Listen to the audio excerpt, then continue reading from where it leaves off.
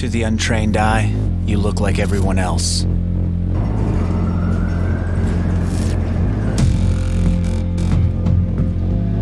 But you have another side.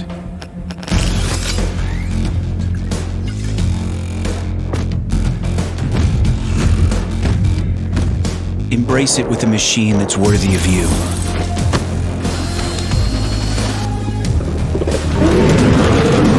Stylish on the outside, savage on the inside. Legion by Lenovo, powered by Intel Core i7 processors.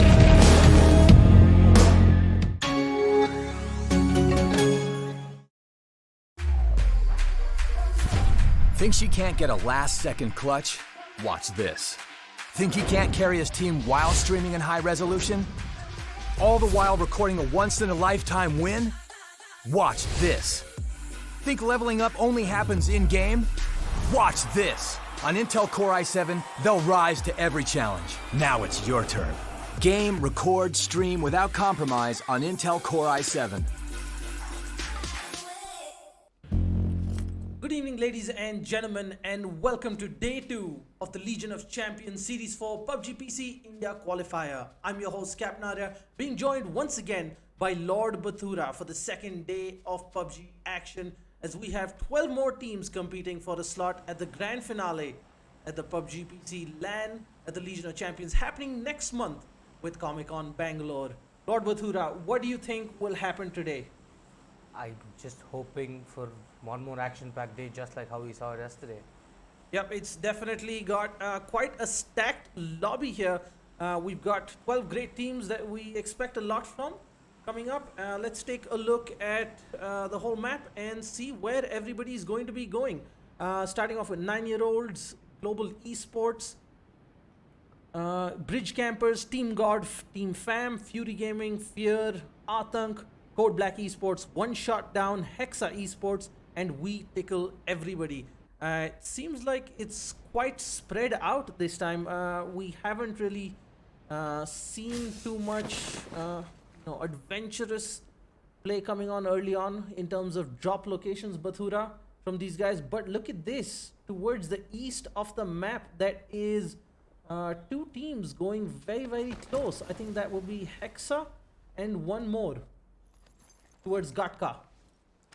And what I also really noticed right at the beginning of the map is there's no traffic going on at all anywhere close to the center of the map. Look at Rozak.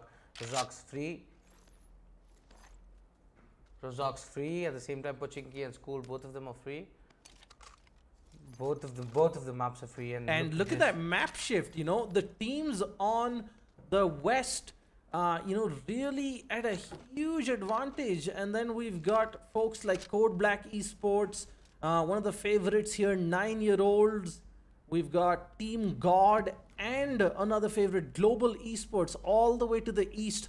They will be bumping into each other. Let's take a look at the whole map and give you an idea. We've got two different teams looting and the map, and we'll be able to see what's happening everywhere.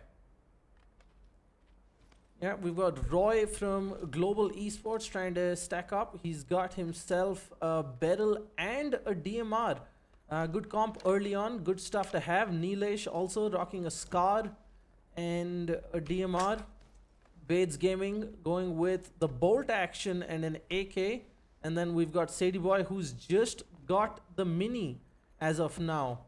He's going to be hoping to get his rifle soon, because as I mentioned, these guys, they have a long way to travel.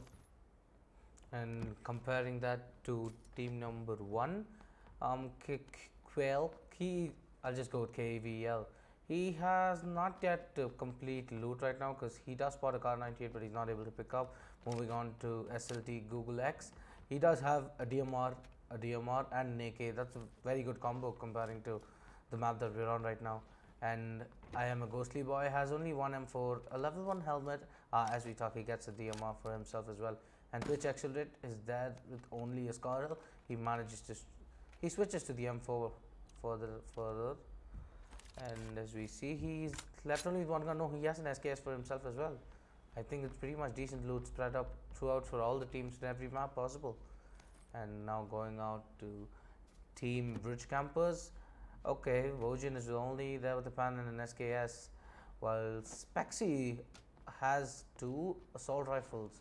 No, maybe he can just put one on burst for the long range duels that he's going to be taking. He does have an AK though for all the short range engagements that he's going to take part in. And as we talk, Cyrex has a decent amount of loot. He has stacked up on 4 smoke grenades, and he does have 1 more Scar-L, and that leaves PD with an M4 and an SLR for himself. It's pretty much decent loot. Yep, utility, as we saw towards the end of the last game, is going to play an important role whether you make it out of those tricky situations or not. We've seen a lot of these teams get caught out in the open, lose a tire on their vehicle, spin out, and without much cover around, it is multiple smokes. When you're going for that clutch revive, that is what is really going to come in handy. It's going to make the difference between winning and losing.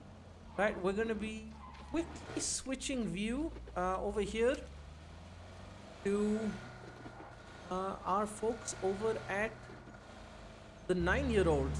These guys are in a kind of tricky spot. They're being chased by another squad very close by. Right behind them was squad number 9, Code Black Esports, if I'm not mistaken. 2 shots were fired, but we haven't lost anybody early on. Let's take a look at the map as well to see how these rotations are working. As you can see, everybody's trying to get to the center. Nobody wants to be caught out without cover.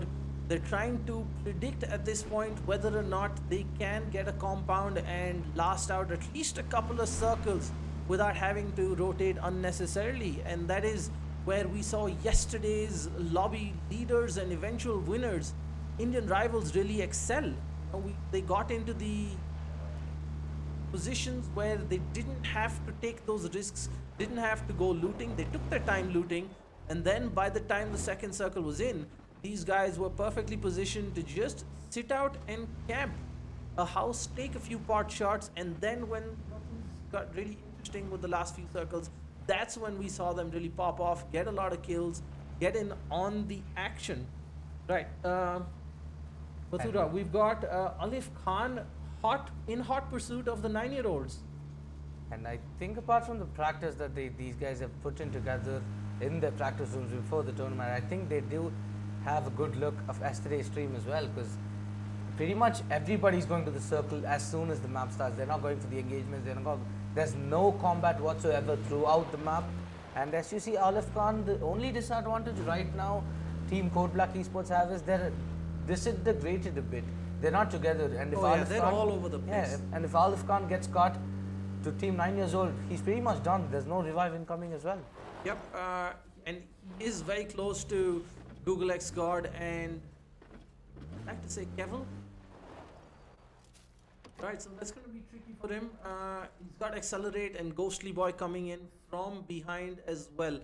So it's going to be slightly tricky to see. Let's quickly switch over to his POV and whether he's going to spot out. He's definitely heard Twitch Accelerate, but not quite spotting out the car.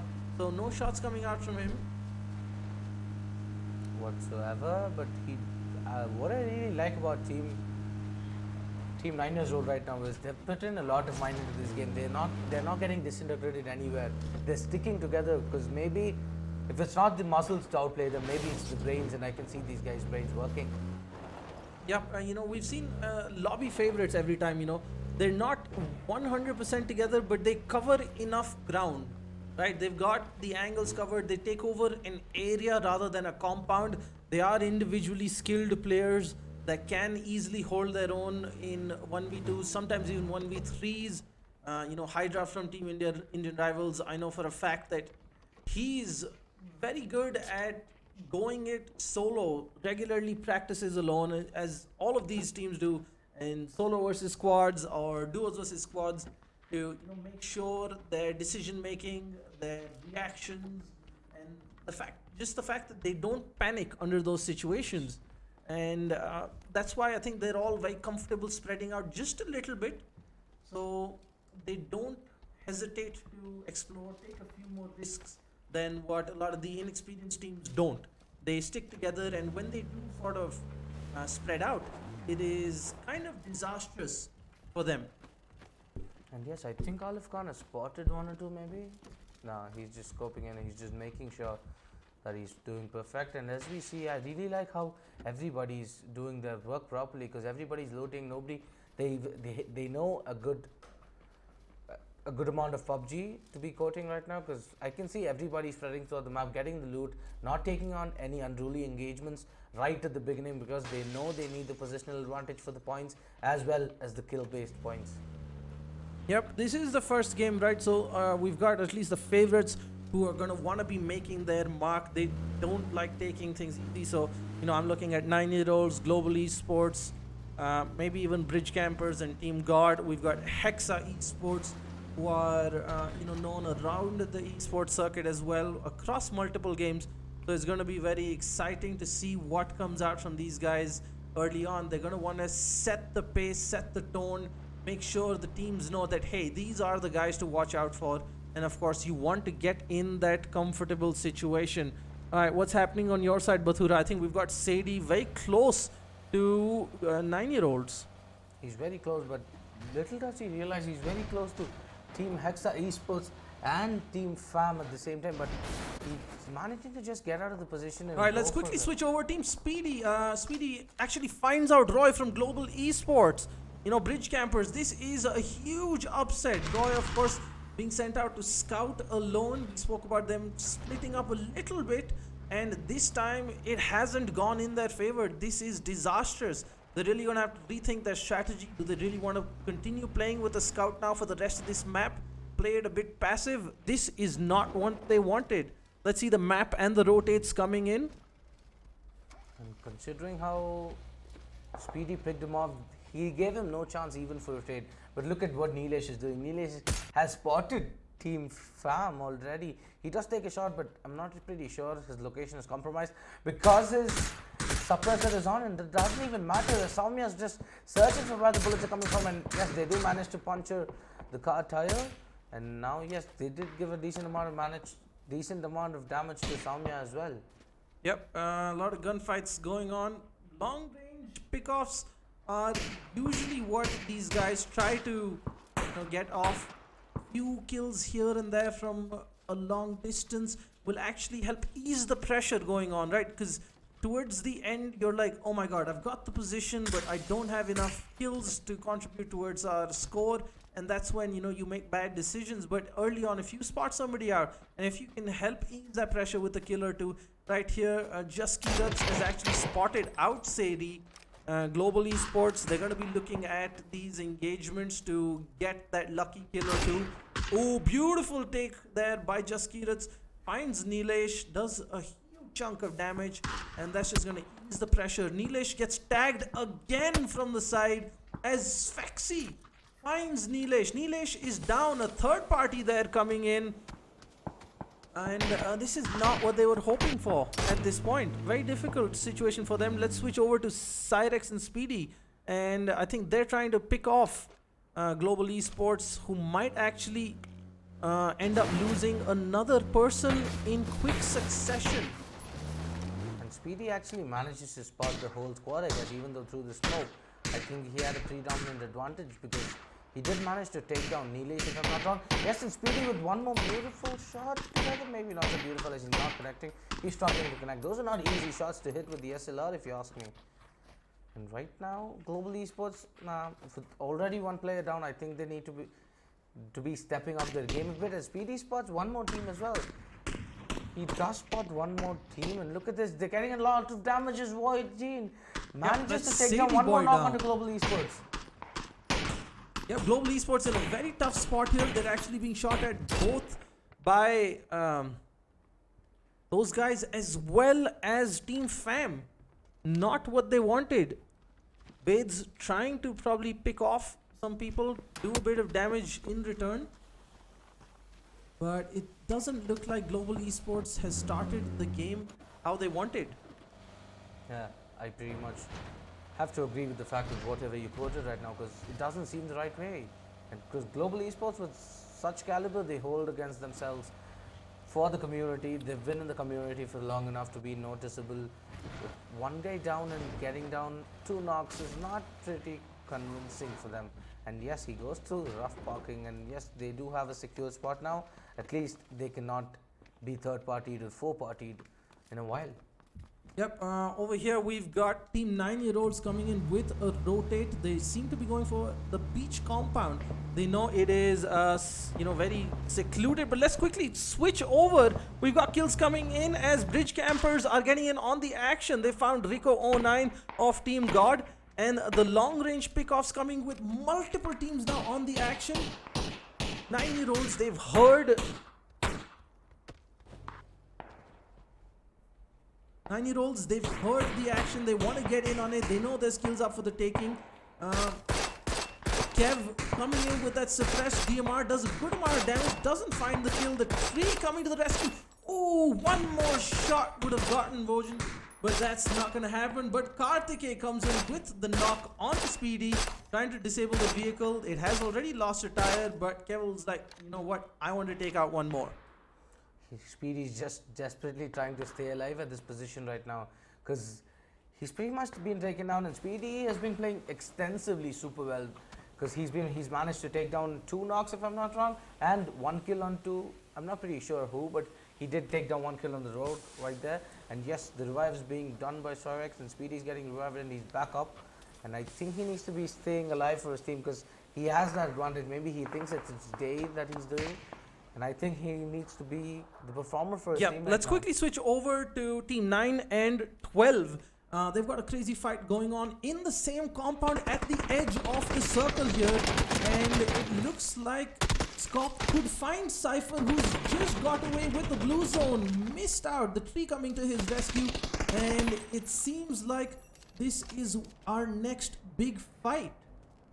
Team Code Black Esports taking on We Tickle Everyone. Push-ups pushing up. We can go to the 1v1 cam. Is he going to come out on top? No! That is unfortunate. Gets finished. Arif jumps down, gets shot from behind. Has no idea. Runs inside. He's going to be going for the clutch revive, as now it is up to Scopperloid sitting on the edge. He's in the blue zone, taking a lot of damage. He's going to throw out the nades, maybe buy himself a bit of time. Out in the open now. Just one shot can finish him off, but no. They got third-partied again. Oh my goodness. Oh, this is not what Team We Tickle Everyone was looking for, as they got third-partied by Team Fam coming out from nowhere. I don't think We Tickle Everyone saw this coming, as they were so engrossed in picking the one fight they were in for the barracks that they were going. I think they didn't see this coming, and that is pretty much disappointing right now. And as we talk, that's the first team that's getting eliminated for today. Yep, let's turn back to 9-year-olds and see what's happening. They were in a good position, had a few teams in their sights. Should give us, some action in the near future.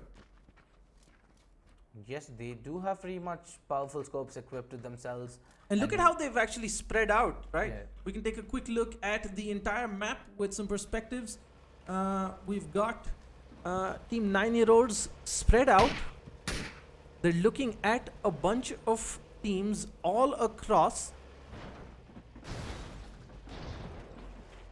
And I think Global Esports has spotted yet one more team. And as we talk, look at how Karthik got a pick onto Scopel. I did not see this coming at all. Oh, this has turned into a pretty much brawl. And as we talk, Karthik, I think he's just going for killing them right now, because look at his God Ashish. They're only a 3-man squad, but it doesn't really matter, as Karthik has knocked one, and it's sad that God Ashish I'm not pretty sure what he's doing. But look at Karthik, he's down to 5 points of health only, but he has the medkit for his rescue right now. But look at how all the teams have been spread out throughout the circle, and that's very important, because nobody is like very, very far. But as we talk, look at team number 3 getting third-partied by 9XLs and the other team at the same time. Can they get out of this unruly encounter? But Karthik with one more beautiful kickoff onto Eddie Summit with the headshot coming in from the M24. Oh, what a game they've been having currently. And yes, they're getting third party to the maximum level as Team 9 was third party pretty much, 4 party. I don't know what they call a 4 party, a quadru party, because they were fighting off against 3 teams at the same time, which gave them 2 knocks, and Krishna is the only one that's alive right now. Oh my God, I just call that a bad situation. Nobody wants to be in it, and it is just one of those unlucky things that kind of derails your entire game plan. And yes, they're just desperately trying to stay alive at this position because they're stuck in nowhere. There's no cover, there's no land. There's basically 2 cars in the tower, only there for the cover. And comparing how Team God has actually flanking them, I think Team God might have a better position right now. Look at how they're playing. They know the positions of everything. They're not going in for the very aggressive push. They're going for this passive aggressive play rather than pushing in on the opponents with full confidence on their skill. They're going in on with the brains and the muscles in the play. Yeah, and but I think that's very important. Team God's out in the open, so it might not work too much in their favor, right? They're going to be climbing up on that hill, and that means they're going to be exposed to quite a lot of teams. Yes, there is the dip or two that gives them the cover they might need to survive, but it's a tricky place to be in. If we take a look at Svexy here, he's running straight towards God Ashish and Karthike. At the edge of his screen, he can see God Ashish. I'm not sure he's noticed. Not too strong on his peripheral vision game. Oh, there he is, spotted him out. Beautiful taps coming in. Finds one, just needs one more hit, but runs out ammo. But Vojin is there to support, and that's going to be a knock coming in. But Karthikeya returns the favor with a trade onto Speedy. Oh, beautiful headshot there by Svexy. And that is going to be the end for Team God as Bridge Campers are going to up their kill.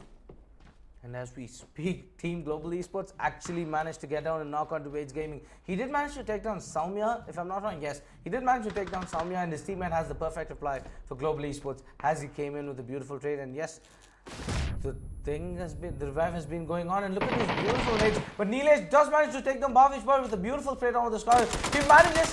He actually sees 3 more people. That's like opening the door and having a whole firing squad just lining up outside. He is kind of lucky to have survived that. Nobody, in fact, was ready to shoot at that point. A perfectly cooked grenade. I think they should find a person or two.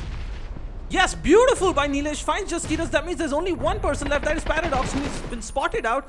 Tries to take the quick peek, but doesn't quite close the deal, as it is very, very difficult now for Paradox to actually do something. Takes a bit of damage from Svexy from the other side, gets rushed down by Vades, and that is the end. Now let's quickly turn our attention to 9-year-olds who are actually sharing a compound right now with Team Code Black Esports. There's been some fire exchanged off late, few shots here and there, a nade coming in from Google X Guard, but didn't find anybody.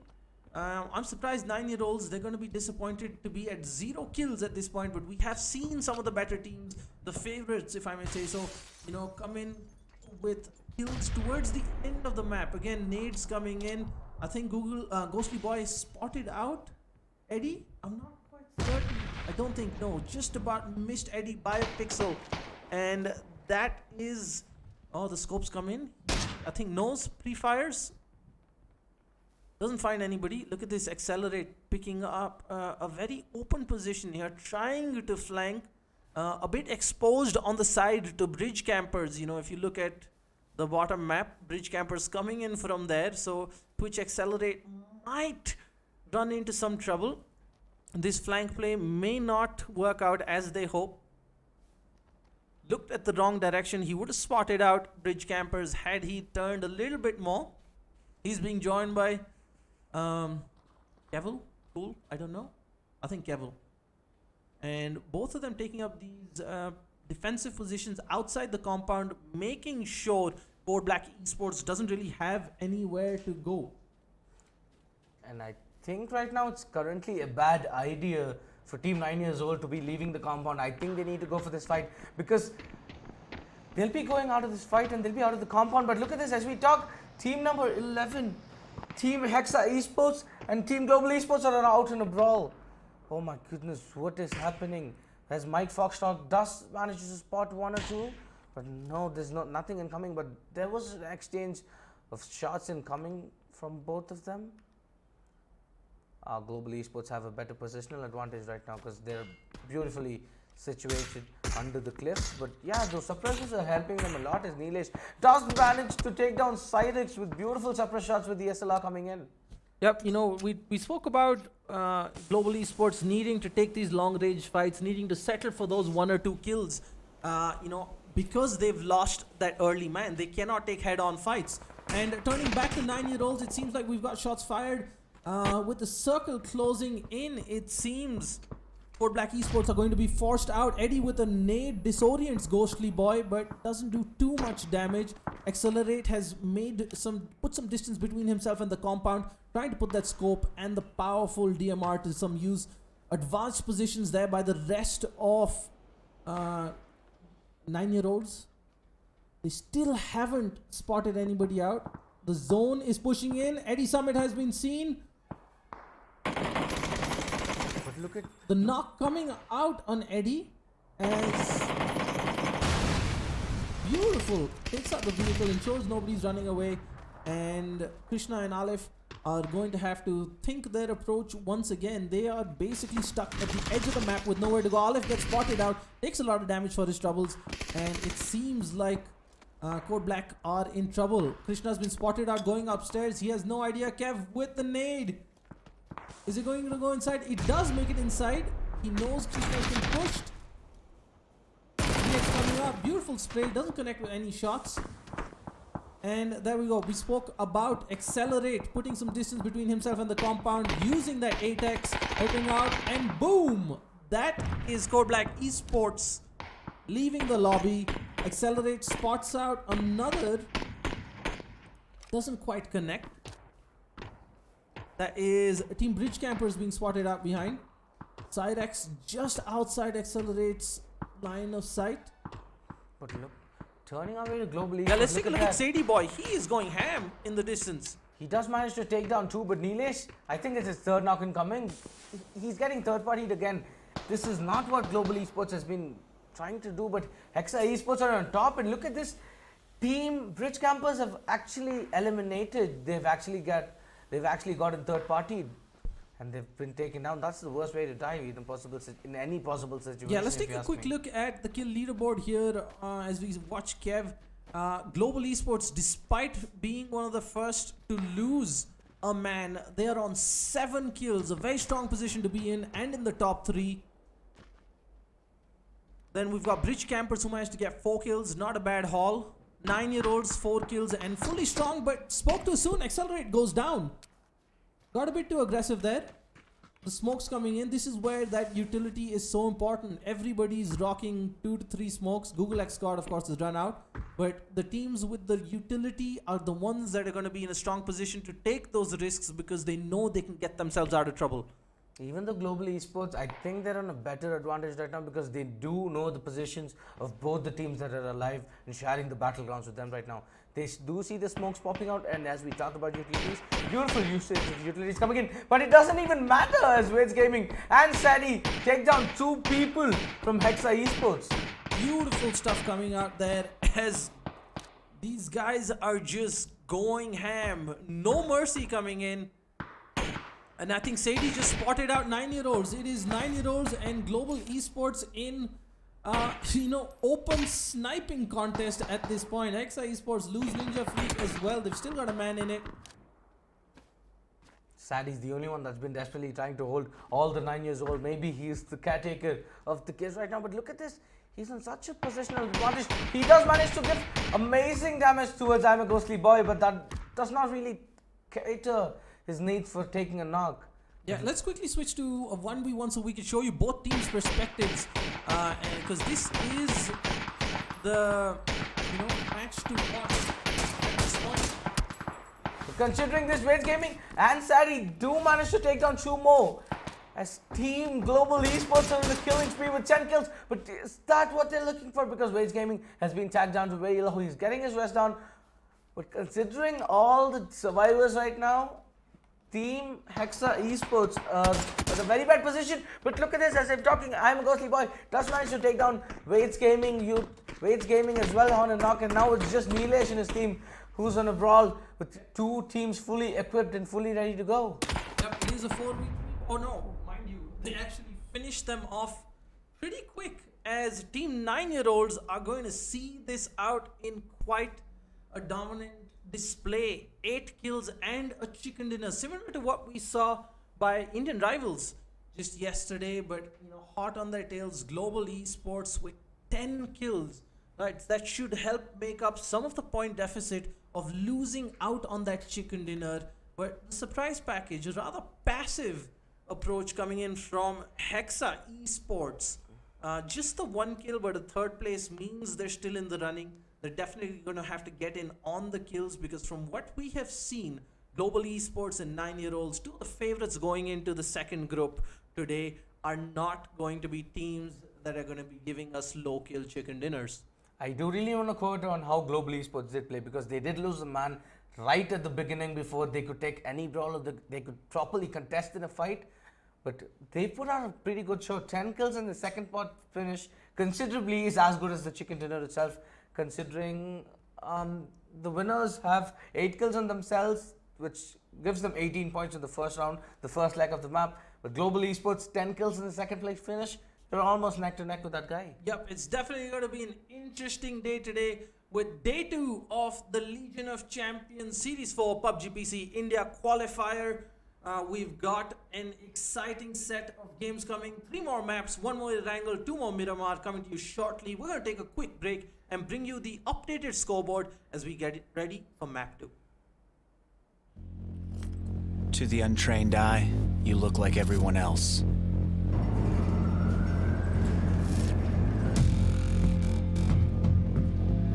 But you have another side.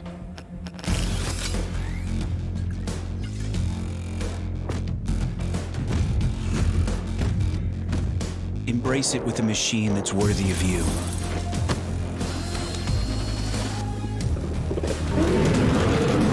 Stylish on the outside, savage on the inside. Legion by Lenovo, powered by Intel Core i7 processors.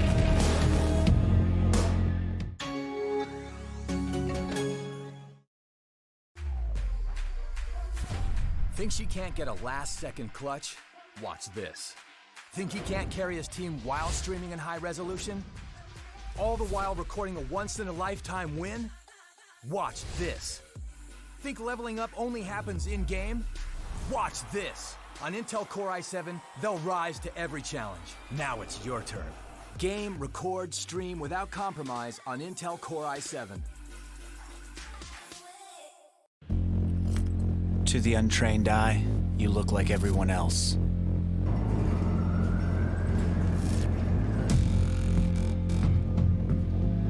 But you have another side.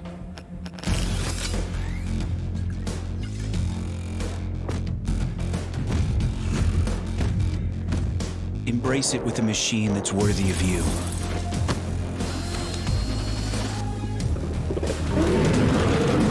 Stylish on the outside, savage on the inside. Legion by Lenovo, powered by Intel Core i7 processors.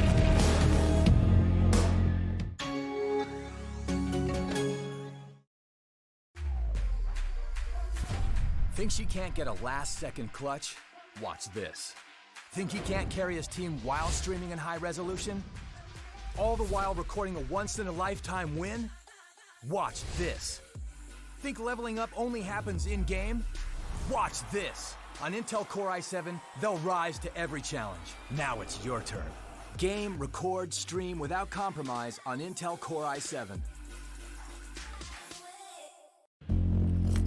To the untrained eye, you look like everyone else.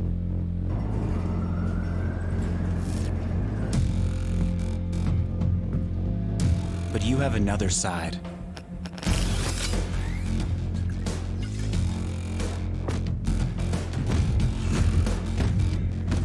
Embrace it with a machine that's worthy of you.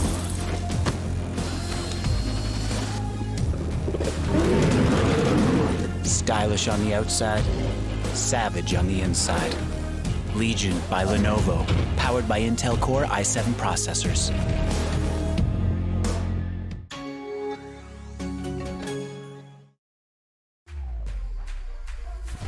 Think she can't get a last-second clutch? Watch this. Think he can't carry his team while streaming in high resolution? All the while recording a once-in-a-lifetime win? Watch this. Think leveling up only happens in-game? Watch this. On Intel Core i7, they'll rise to every challenge.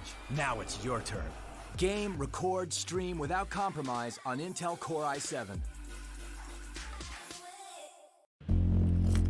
To the untrained eye, you look like everyone else.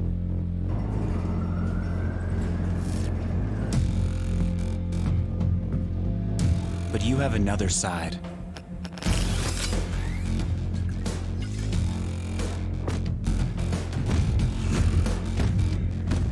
Embrace it with a machine that's worthy of you.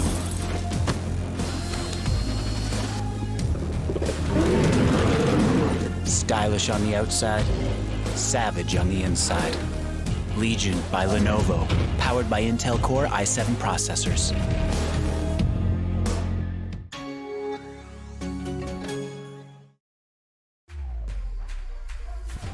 Think she can't get a last-second clutch? Watch this. Think he can't carry his team while streaming in high resolution? All the while recording a once-in-a-lifetime win? Watch this. Think leveling up only happens in-game? Watch this. On Intel Core i7, they'll rise to every challenge. Now it's your turn. Game, record, stream without compromise on Intel Core i7. To the untrained eye, you look like everyone else.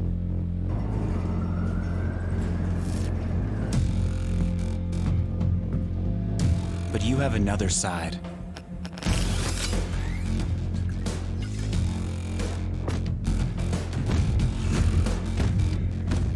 Embrace it with a machine that's worthy of you.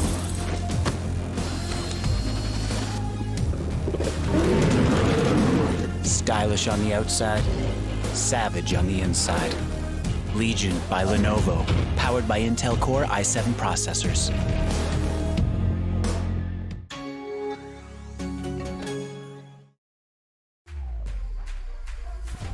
Think she can't get a last-second clutch? Watch this. Think he can't carry his team while streaming in high resolution? All the while recording a once-in-a-lifetime win? Watch this. Think leveling up only happens in-game? Watch this. On Intel Core i7, they'll rise to every challenge. Now it's your turn. Game, record, stream without compromise on Intel Core i7. To the untrained eye, you look like everyone else.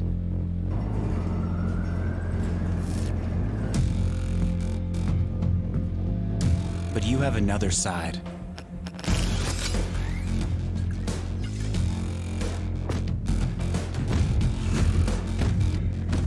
Embrace it with a machine that's worthy of you.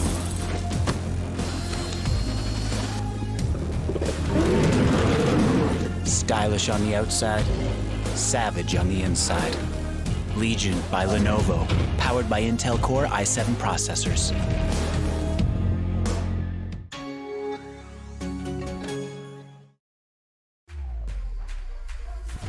Think she can't get a last-second clutch?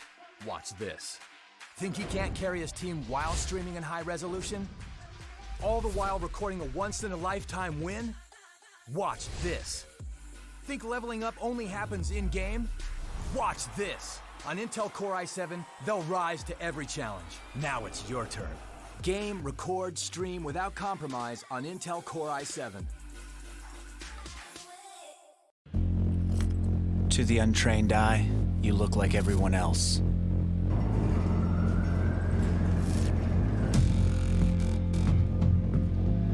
But you have another side.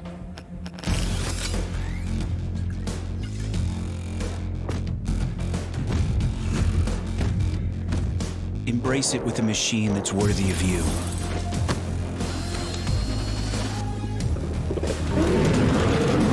Stylish on the outside, savage on the inside.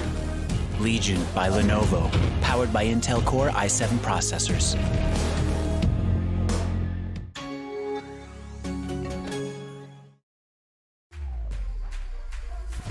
Think she can't get a last-second clutch?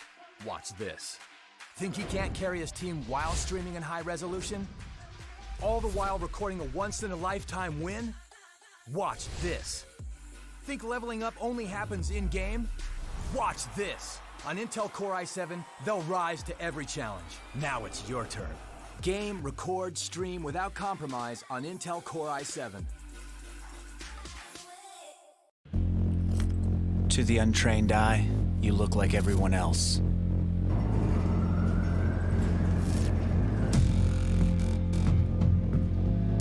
But you have another side.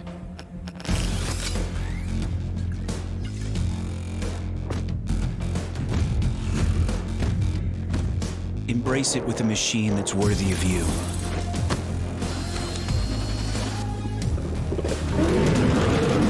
Stylish on the outside, savage on the inside.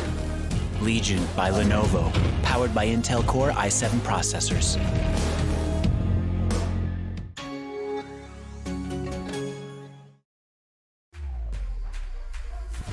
Think she can't get a last-second clutch? Watch this. Think he can't carry his team while streaming in high resolution? All the while recording a once-in-a-lifetime win?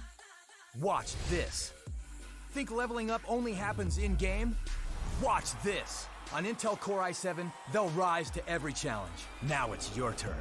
Game, record, stream without compromise on Intel Core i7. To the untrained eye, you look like everyone else.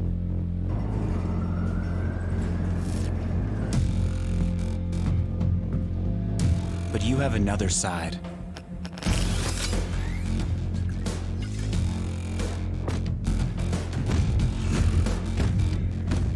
Embrace it with a machine that's worthy of you.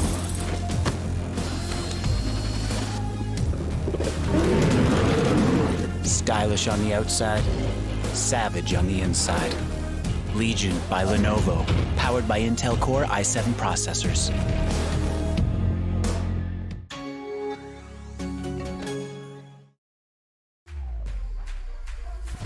Think she can't get a last-second clutch? Watch this. Think he can't carry his team while streaming in high resolution? All the while recording a once-in-a-lifetime win? Watch this. Think leveling up only happens in-game? Watch this. On Intel Core i7, they'll rise to every challenge. Now it's your turn. Game, record, stream without compromise on Intel Core i7. To the untrained eye, you look like everyone else.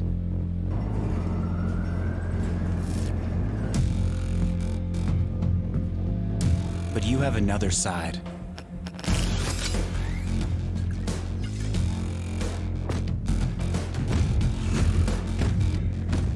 Embrace it with a machine that's worthy of you.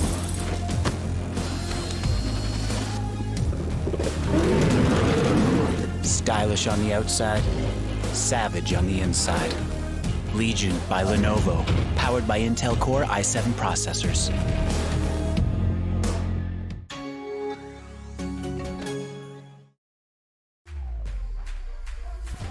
Think she can't get a last-second clutch? Watch this. Think he can't carry his team while streaming in high resolution? All the while recording a once-in-a-lifetime win? Watch this. Think leveling up only happens in-game? Watch this. On Intel Core i7, they'll rise to every challenge. Now it's your turn. Game, record, stream without compromise on Intel Core i7. To the untrained eye, you look like everyone else.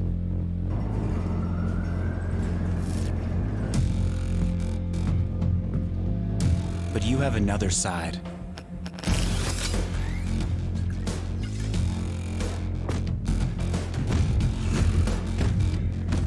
Embrace it with a machine that's worthy of you.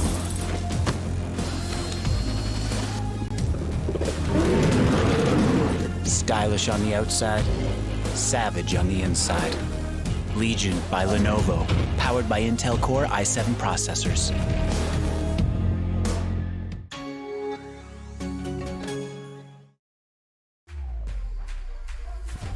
Think she can't get a last-second clutch? Watch this. Think he can't carry his team while streaming in high resolution? All the while recording a once-in-a-lifetime win? Watch this. Think leveling up only happens in-game? Watch this. On Intel Core i7, they'll rise to every challenge. Now it's your turn. Game, record, stream without compromise on Intel Core i7. To the untrained eye, you look like everyone else.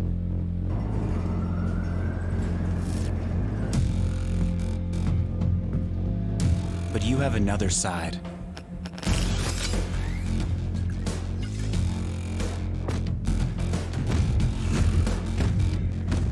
Embrace it with a machine that's worthy of you.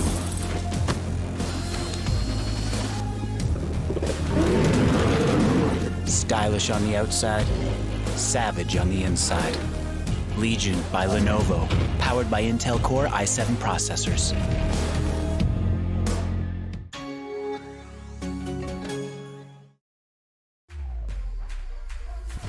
Think she can't get a last-second clutch? Watch this. Think he can't carry his team while streaming in high resolution?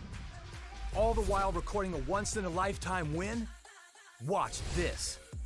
Think leveling up only happens in-game? Watch this. On Intel Core i7, they'll rise to every challenge. Now it's your turn. Game, record, stream without compromise on Intel Core i7. To the untrained eye, you look like everyone else.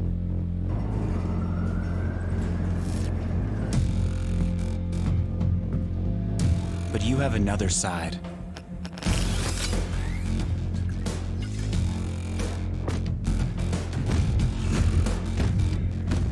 Embrace it with a machine that's worthy of you.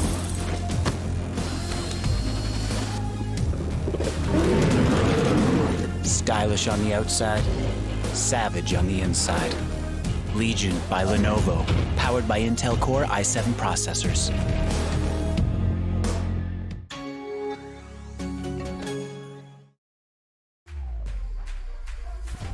Think she can't get a last-second clutch? Watch this. Think he can't carry his team while streaming in high resolution? All the while recording a once-in-a-lifetime win?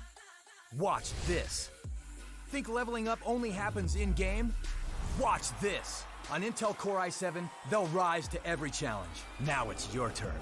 Game, record, stream without compromise on Intel Core i7. To the untrained eye, you look like everyone else.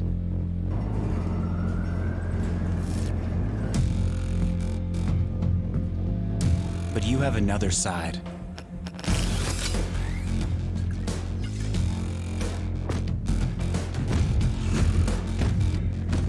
Embrace it with a machine that's worthy of you.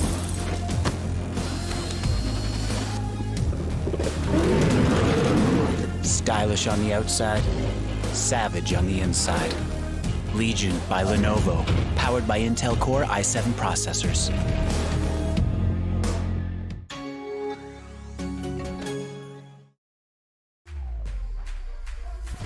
Think she can't get a last-second clutch?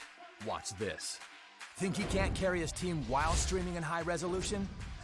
All the while recording a once-in-a-lifetime win? Watch this. Think leveling up only happens in-game? Watch this. On Intel Core i7, they'll rise to every challenge. Now it's your turn. Game, record, stream without compromise. Welcome back, ladies and gentlemen, for the second map of day 2, the Legion of Champions Series 4 PUBG PC. Their qualifier, 9-year-olds had a dominant display, but a little lead is what they came out with, as we had a great comeback from Global Esports. Let's quickly take a look at the scoreboard before we jump into what's happening in this map. 9-year-olds with 18 points, the 10-point chicken dinner and 8 kills. Global Esports making up the gap with a massive 10-kill haul and coming in second. Bridge Campers a little far behind and third place with 8 points, but that's where it gets interesting. Hexa Esports next up with 6 points, Code Black Esports with 5, Team Fam with 4, and then Team God and We Tickle Everyone with 1 point apiece before it's all 0. So it's quite interesting. We've seen yesterday how the second place team shouldn't get too comfortable, and despite how good global esports are, this is PUBG and anything can happen. Let's take a look at the whole map and see how these teams are positioned so far and what we can expect. Bathura, take it away.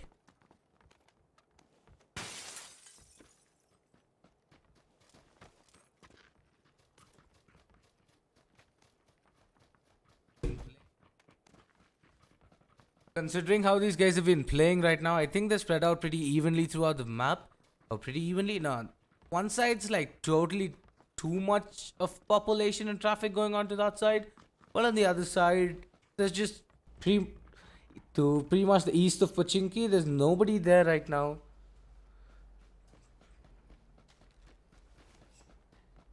Pretty much to east of Pochinki, there's nobody there. There's only one team. Team Fam that's gonna get hold of Gatka, Gogoball, Hospital, and whatnot on the other side. And I think we're gonna see an early fight towards Yasnaya Poliana, because Team Hexa Esports and Team VTech Everyone are very, very close. But look at how I'm really considerate about how Team God are gonna be performing, because they might be third party, 4 party, 5 party. They might pretty much get ambushed from every angle possible right now. Yep, it's tricky in these situations where early on you think you're looting and then the rotates start coming in and a lot of people just start going past you, and then suddenly you're like, oh no, we're in a fight at a stage of the game where we weren't really expecting anything. So, they gotta move fast. We see these quick rotations coming in from, I think, starting with Global Esports. Look at that. They've moved south of Pochinki. They're moving in. We've got, I think, Bridge Campers also on the move. Hexa Esports hasn't really started, but yes, I think they're going for the Yasnaya Bridge up north to try and get to maybe shooting range or go all the way across to George Pole. That's where we're gonna be seeing some folks trying to put some distance between themselves and all the initial action. And what it looks like is we're gonna see most teams try to get to the other side, the west end of the map, because if you stick to this edge of the map, some teams like to just play around the edge of the circle.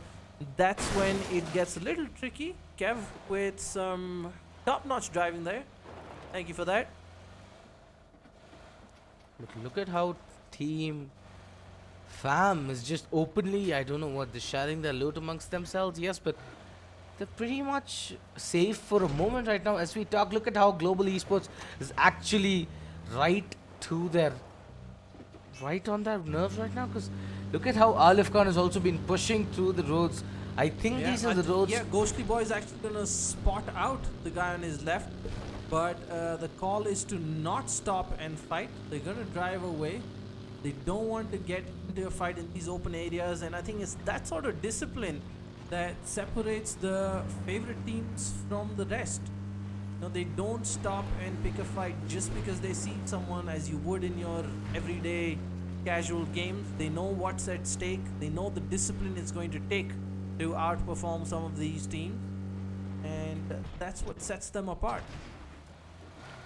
Speedy does spot out one car that was going. He's pretty much not sure which team he was looking onto, but he does have the information right now that's needed for them to take the positional advantage on this map. You saw Kev right now circling the compound, trying to get information before passing it, whether or not they want to stop.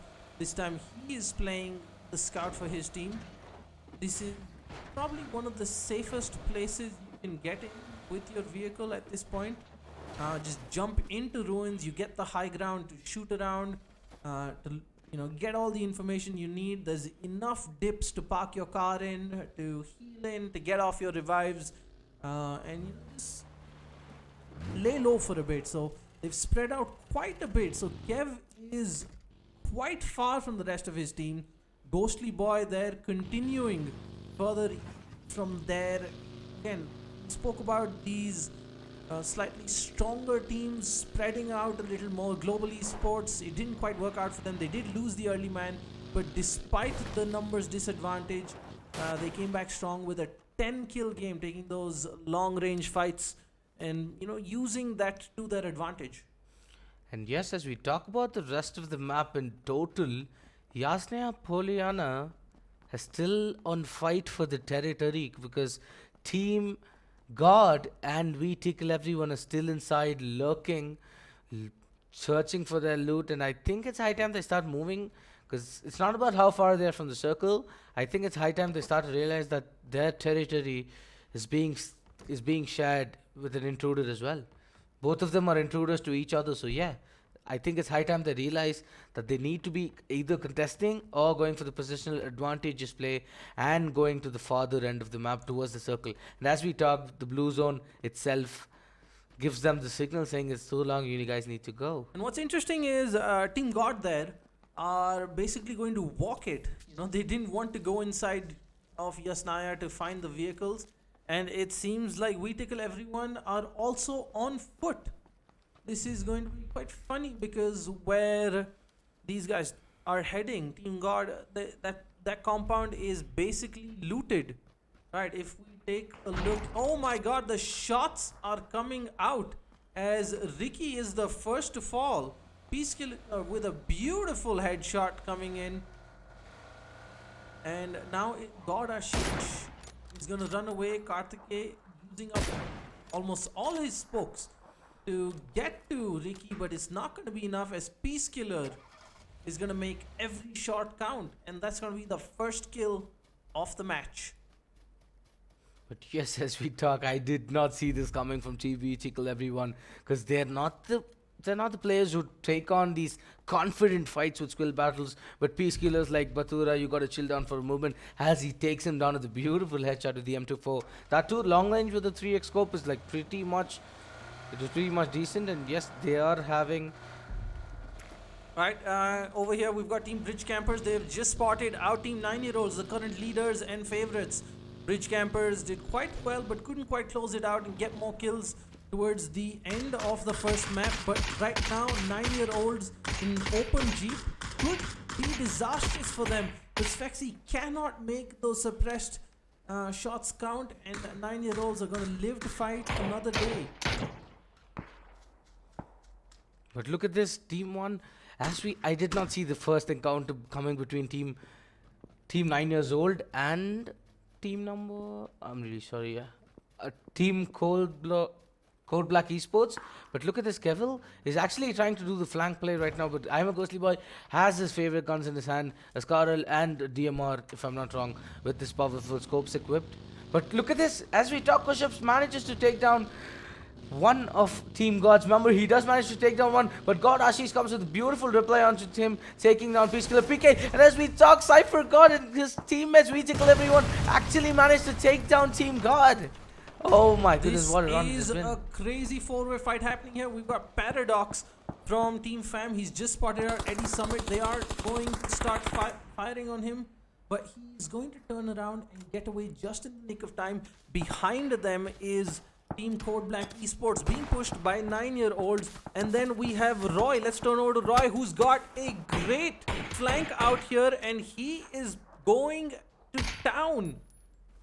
He just manages So we've basically got both leaders, Team 9-year-olds and Global Esports, third-partying two teams in a separate fight. They are picking off players left, right, center. Paradox here pushing in. He's going to get spotted out by Aleph Khan. That's going to be the end of his game. Just Kiratz, he's in smoke. Not going to spot out Aleph Khan, mind you, who just goes over the edge as Kev is also pushing in. And Just Kiratz caused a massive upset by taking down Kev. Kev preoccupied with the team members of Code Black Esports. But as we talk, Global Esports comes with the perfect reply onto Team Fam, as they managed to take down Soumya and put him to rest in peace in his grave.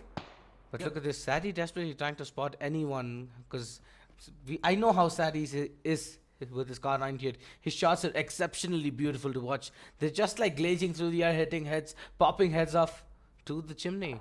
And just Let's falls down to Code Black Esports, and now is going to be interesting. Look at how that map turns. It is going all the way towards ruins, with most teams already inside. The only ones outside are Hexa Esports. We saw a passive game coming out from them last time around, and it seems it's going to be that as well. Wait, how did Cypher get knocked out? Did he just fall down to his knock? I pretty much think he did. It's also I think it's maybe the blue zone damage. All right, let's take a look at the whole map and see how these guys are lining up. A few long-range engagements coming out with 9-year-olds taking pot shots at Code Black and Global Esports, but they got to be careful because bridge campers are right behind them, and then Hexa Esports at the top over there. It's going to be interesting how these rotations come in, because 9-year-olds, they don't have to move. Hexa Esports are the only one who are coming into the map, and Global Esports, they are out for kills. They've got just the one. They know they're on the back foot. They're the ones who have to go out of their way to get the kills, because they're the ones who have the points gap to make up. And having a lookout of all the throughout the map that's been going on, Kushup's just He knocks runs- down Neotic, his runs own over. teammate. okay. That's not- beautiful. That's not what we're expecting. That's But beautiful. getting back on the serious note, I think Team Hexa Esports has the positional advantage right now. Look at this. There's nobody closer to them, even by a kilometer, according to PUBG, even by a Hexa- kilometer. Hexa, I mean, yes, they're good in terms of being isolated here. Yeah. But that also means they cannot get in on the kills, right? Yes. They're gonna be starved for points. Even if they see this out, they're not gonna be fighting anybody anytime soon. And this is the time you get to take advantage of the chaos, because you've got Global Esports, you've got Code Black Esports, you've got 9-year-olds, and you've got bridge campers here. So they're gonna be taking pot shots at each other. While they're distracted with other fights, and those are the 1 or 2 kills that really make the difference. That's how Global Esports were able to put together that 10 kill haul. They weren't fighting too much head on. They were just seeing people taking long shots at people across the map, getting a kill here and there, and that's how they got their 10 kill haul. And yes, considering on how 9-year-olds and the brawl between the top 2 leaderboards, the top 2 guys in the leaderboards is going on, I think I might actually be brave enough to quote that Team 9-year-olds are on the better positions right now, because they're pretty much open. And as we talk, oh my god, what was that knock? What was that beautiful damage given by Twitch Accelerate with the Car 98? I think these guys are going to be the better ones of the brawl right now. Yep. We've got Global Esports here. They've taken up position at the edge of the circle. They've got Code Black Esports on one side, and they're taking, I think, 300 meter, 400 meter shots over at 9-year-olds, and doing a good amount of damage as well. Roy trying to put that 6x to use. Beautiful 69 tap coming out there from him, and it's little bits of damage that add up towards the end, because they're going to be running out of healing options, and you need it towards the end of the game, right? If you end up using all your bandages, all your first aids and boosts at this point, towards the end when the fighting is really hectic, that's when you need it, and they're going to be starved for those resources. Let's quickly turn over to Hexa Esports, who are very close here with, I think, running into We We Tickle Tickle Everyone. Everyone. But do they actually realize that both of them, these guys, I don't know, man. Maybe it's just ancestral. Maybe it's just ancestral rivalry or something, because these guys happen to be in the same territory always. But considering I think how- some teams just have that uncanny yeah. ability. We've got, I think, a very good chance of them spotting each other out. We're following push-ups from We Tickle Everyone, and he has spotted out Hexa Esports running like ants on the horizon, just a few hundred meters. I'm not sure whether Ninja Freak spotted him. Push-ups does the safe thing. He's actually gonna pop a smoke, so even if he wasn't spotted, this will 100% give away his position.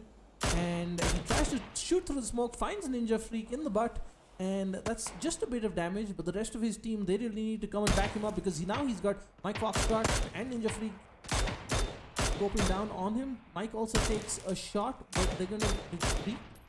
The rest of Hexa Esports has gotten to the Rocks of Ruins, and they're going to be, trying to get cover. But we've got Code Black Esports, if I'm not mistaken. No, Bridge Campers, mind you, also moving in towards Ruins, and that's gonna be a little difficult. Let's take a look at the map where these teams are positioned, and how Push-Ups is going to be the first to run into Speedy over that hill. This is going to be very, very tricky for all the teams involved. Push-Ups, he's looking a bit too far. He doesn't realize how close the danger really is. Shots coming out. Cypher God taking one in the pan. But considering all the positions of all the teams in the map right now, I think Team 9 years old is in a very, very bad bang position. in the middle. This is very similar to what happened with Indian Rivals yesterday. Yes. Again, lobby leaders, winners, always having that uncanny habit of being in the middle of the map. Skill is one thing, but having a bit of luck on your side definitely helps as well. Now it is going to come down to whether We Tickle Everyone are going to see Bridge Campers. They are pushing down. They're being pushed by the blue zone at the same time as well. They've all got their snipers out. Peace Killer is going to get spotted out by Sphexy and going to be taken down by Virgin. And now they are being pushed. But PD and Voygen in front of Cypher God, who's going to decide to peek with a sniper. He's going to get punished for his trouble. The nade coming in, and that is going to force them to go back. And look at Speedy's position. Speedy just flanked them amazingly on the other side. Yeah, but beautiful cover there by the rest of his team, and that's going to mean Bridge Campers are going to get a full squad wipe there. Exactly, but look at this flank coming in from Speedy. He took in the bullet for his team, because at that position, pushing in on 3 players is not considerable, but... Yep, Accelerate finds him in the distance. Now Kev is going to town with that suppressed SLR. The little Ridge coming to the rescue of Bridge Campers who are out in the open. 9-year-olds, mind you, are now being a little adventurous. They're taking risks. They're out in the open. They know this is for their taking. A squad is pushing from there. There's not much cover, just a few hills. And with time running out, it's going to be quite interesting. Switching over to Nilesh, who found a member of Code Black Esports, Global Esports. They are just the 1 kill, which means they are far from covering the gap. They're going to have to really step it up. They're going to be, getting out of their comfort zone, looking for these fights, just like 9-year-olds are at this point. So this is when the action is going to heat up. You're not going to want to go anywhere, guys. The second map of day 2 of Rise of Legion Series 4 PUBG PC India Qualifier, brought to you by Lenovo and Intel, is heating up. But as we talk, I think this battle between Global Esports and Team Code Black Esports is never ending, because they've been fighting throughout the map. Yep, it seems like things have died down a little bit for now. Sadie Boy has picked up a Groza with 250 ammo, so he's going to be good to go. He's going to be raring, and this is where the action is going to get crazy. We've got 9-year-olds right next to Global Esports.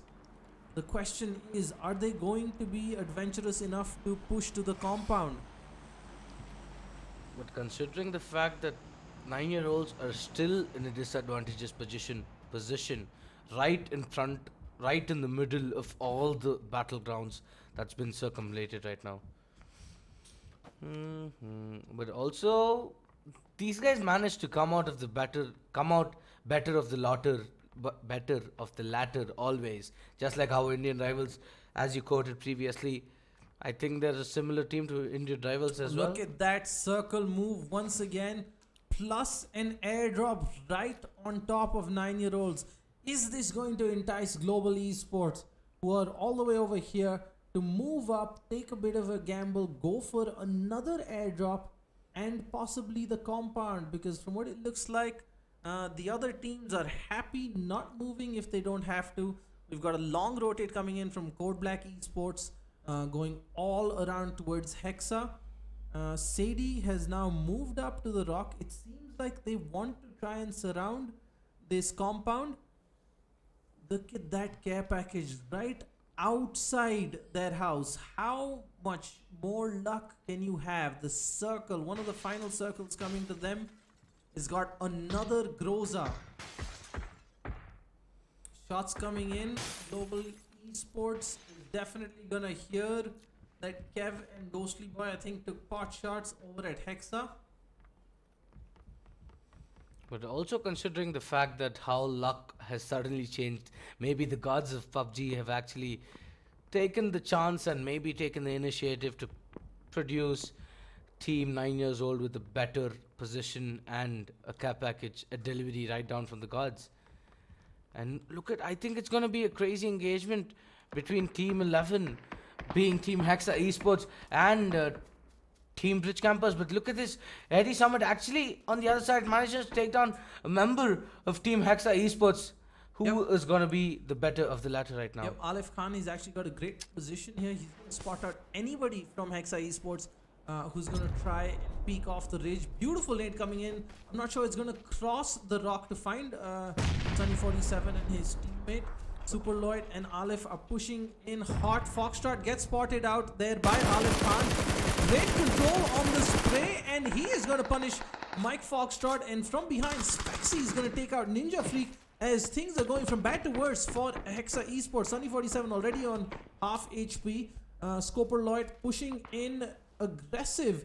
He realizes, I think Sunny is below him, doesn't quite spot him out. Oh my god, that is probably the luckiest wall placement on earth, as Sunny is the last man standing. Eddie is going to push in, he's going to find Sunny, and that is the end of Hexa Esports.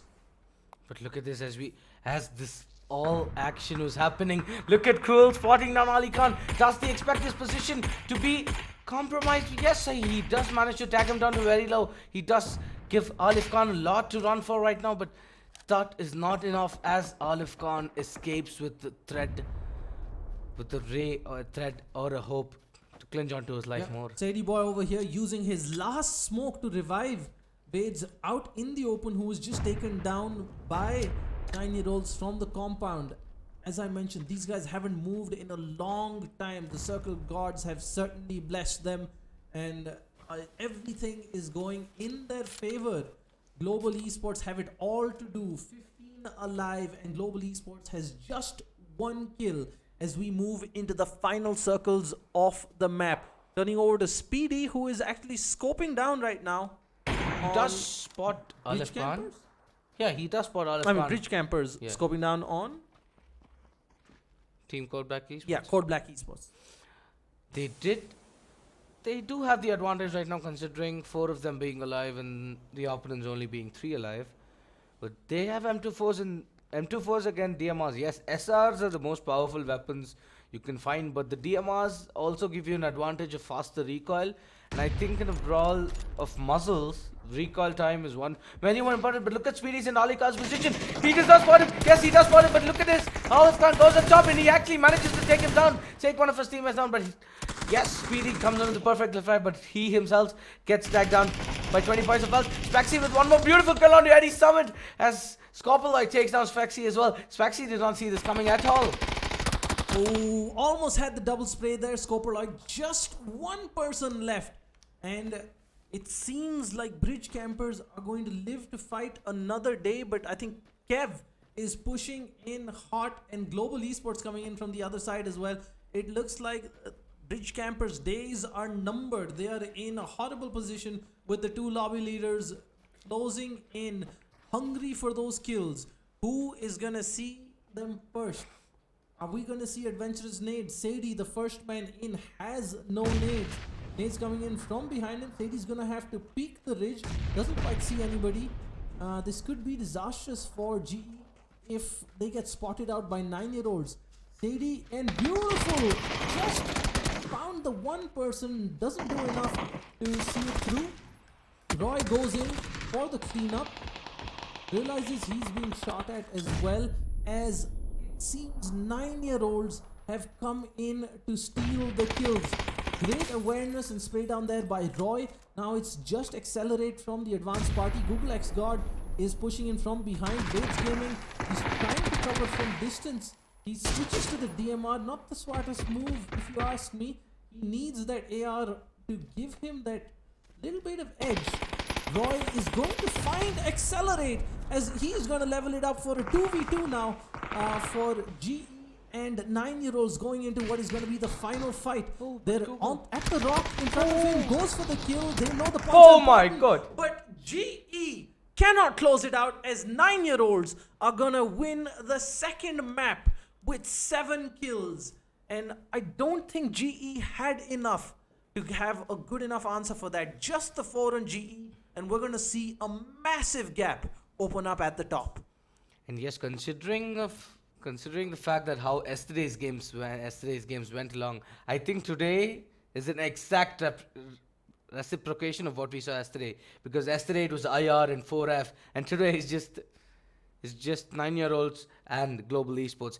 But now this map proves that 9-year-olds have a beautiful advantage right now, considering they've taken the second chicken dinner, and that too with 7 kills on board, while global esports do manage to finish second, but with only 4 kills on board. But here's the interesting story, right? While GE did manage to hold on to a second place and 4 kills, the real winners of this match, if you ask me, are Bridge Campers. They got in a 3rd place and 10 kills.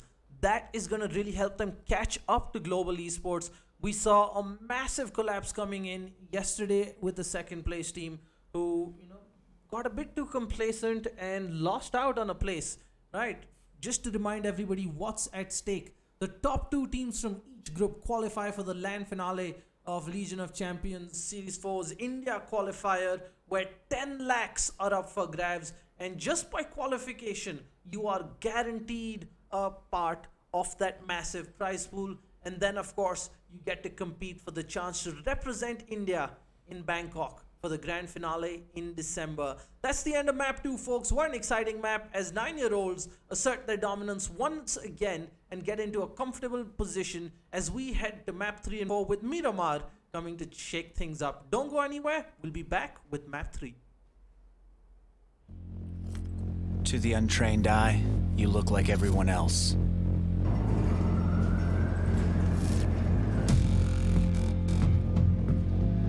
But you have another side.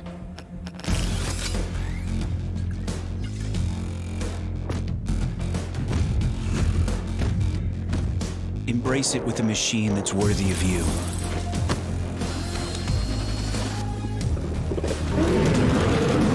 Stylish on the outside, savage on the inside.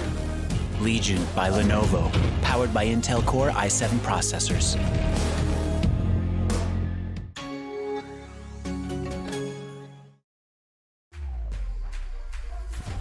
Think she can't get a last-second clutch?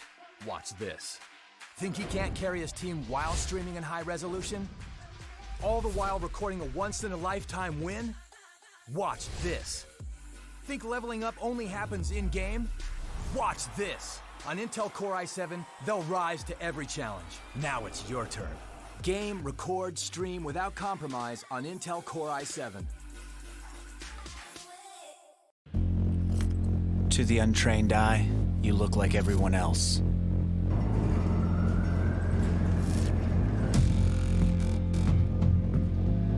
But you have another side.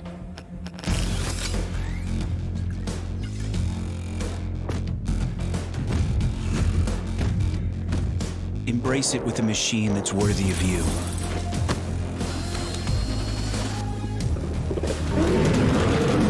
Stylish on the outside, savage on the inside.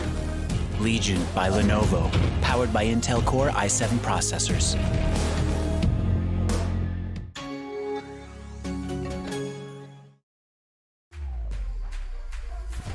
Think she can't get a last-second clutch?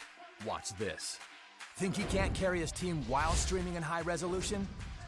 All the while recording a once-in-a-lifetime win? Watch this. Think leveling up only happens in-game?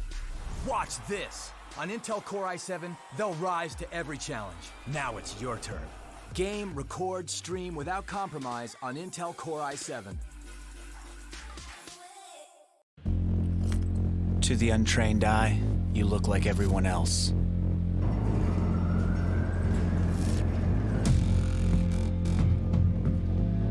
But you have another side.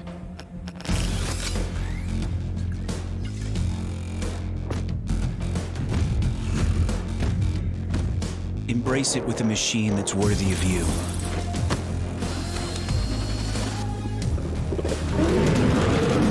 Stylish on the outside, savage on the inside. Legion by Lenovo, powered by Intel Core i7 processors.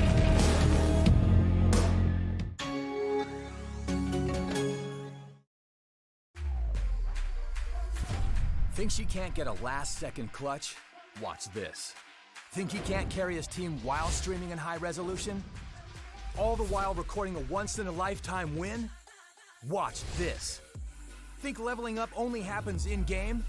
Watch this. On Intel Core i7, they'll rise to every challenge. Now it's your turn. Game, record, stream without compromise on Intel Core i7. To the untrained eye, you look like everyone else.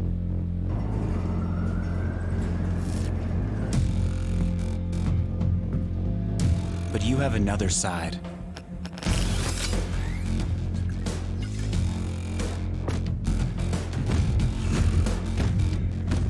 Embrace it with a machine that's worthy of you.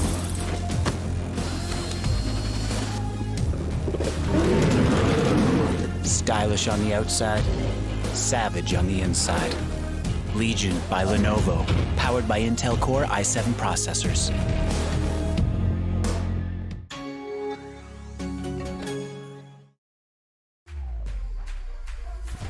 Think she can't get a last-second clutch? Watch this. Think he can't carry his team while streaming in high resolution? All the while recording a once-in-a-lifetime win? Watch this. Think leveling up only happens in-game? Watch this. On Intel Core i7, they'll rise to every challenge. Now it's your turn. Game, record, stream without compromise on Intel Core i7. To the untrained eye, you look like everyone else.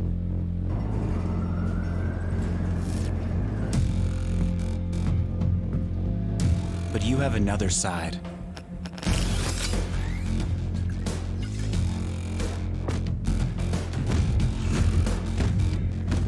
Embrace it with a machine that's worthy of you.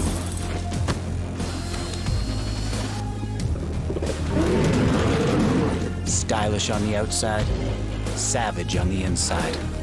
Legion by Lenovo, powered by Intel Core i7 processors.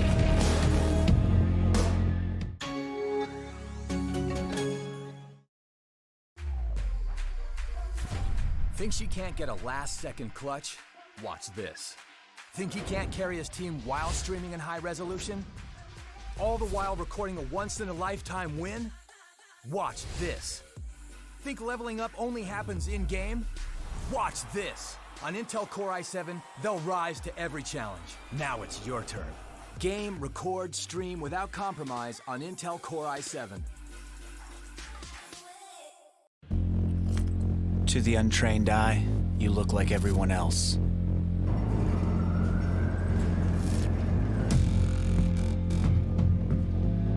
But you have another side.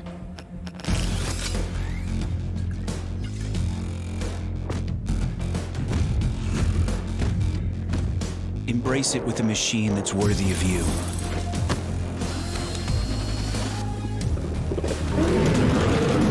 Stylish on the outside, savage on the inside. Legion by Lenovo, powered by Intel Core i7 processors.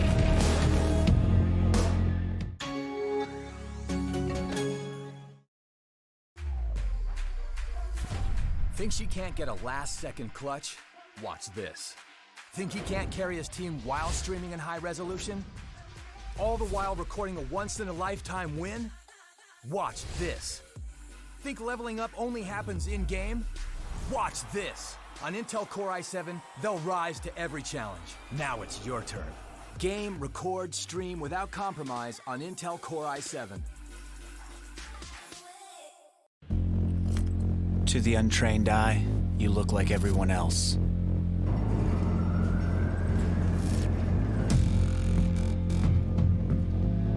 But you have another side.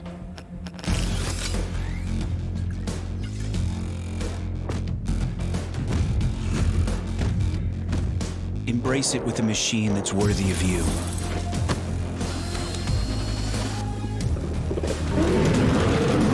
Stylish on the outside, savage on the inside. Legion by Lenovo, powered by Intel Core i7 processors.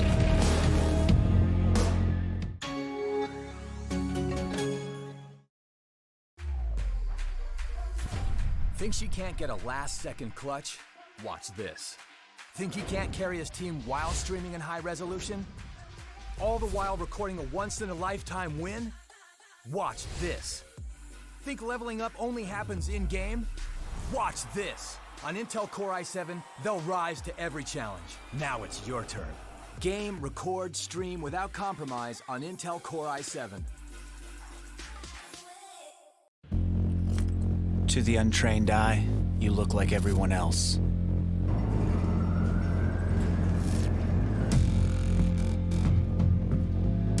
But you have another side.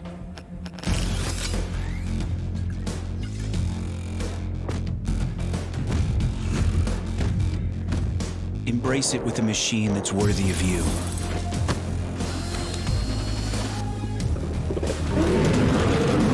Stylish on the outside, savage on the inside.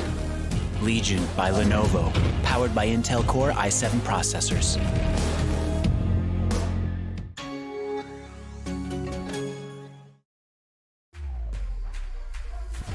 Think she can't get a last-second clutch? Watch this. Think he can't carry his team while streaming in high resolution? All the while recording a once-in-a-lifetime win? Watch this. Think leveling up only happens in-game? Watch this. On Intel Core i7, they'll rise to every challenge. Now it's your turn. Game, record, stream without compromise on Intel Core i7. To the untrained eye, you look like everyone else.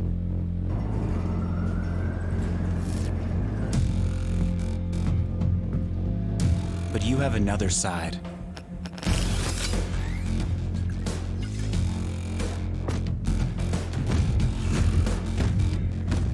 Embrace it with a machine that's worthy of you.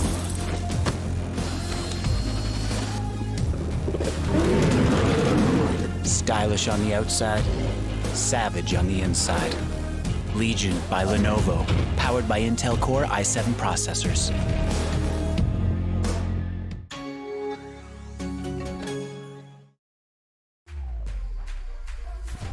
Think she can't get a last-second clutch? Watch this. Think he can't carry his team while streaming in high resolution? All the while recording a once-in-a-lifetime win? Watch this. Think leveling up only happens in-game? Watch this. On Intel Core i7, they'll rise to every challenge. Now it's your turn. Game, record, stream without compromise on Intel Core i7. To the untrained eye, you look like everyone else.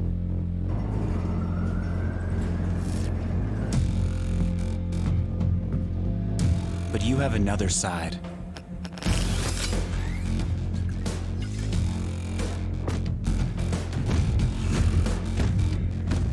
Embrace it with a machine that's worthy of you.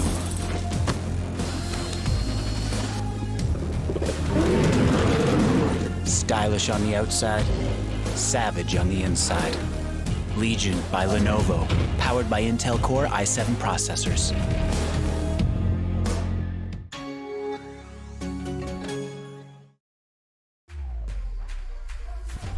Think she can't get a last-second clutch? Watch this. Think he can't carry his team while streaming in high resolution? All the while recording a once-in-a-lifetime win? Watch this. Think leveling up only happens in-game? Watch this. On Intel Core i7, they'll rise to every challenge. Now it's your turn. Game, record, stream without compromise on Intel Core i7. To the untrained eye, you look like everyone else.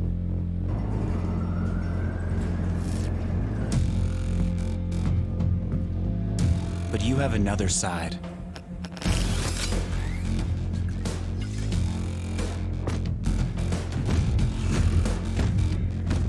Embrace it with a machine that's worthy of you.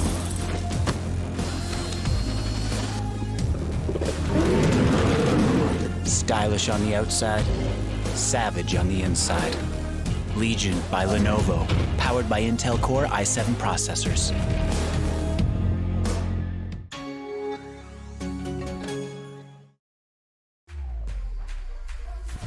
Think she can't get a last-second clutch? Watch this. Think he can't carry his team while streaming in high resolution? All the while recording a once-in-a-lifetime win? Watch this. Think leveling up only happens in-game? Watch this. On Intel Core i7, they'll rise to every challenge. Now it's your turn. Game, record, stream without compromise on Intel Core i7. To the untrained eye, you look like everyone else.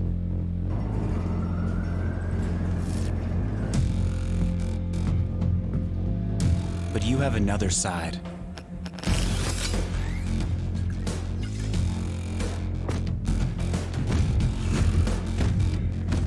Embrace it with a machine that's worthy of you.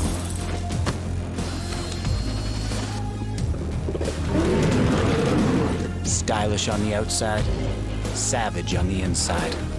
Legion by Lenovo, powered by Intel Core i7 processors.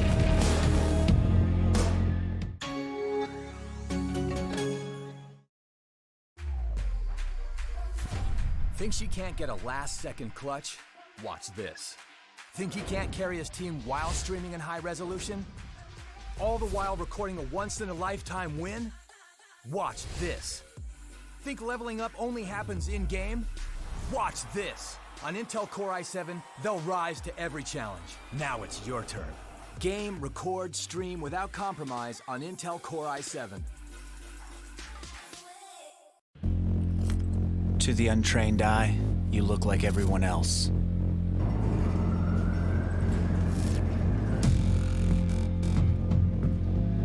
But you have another side.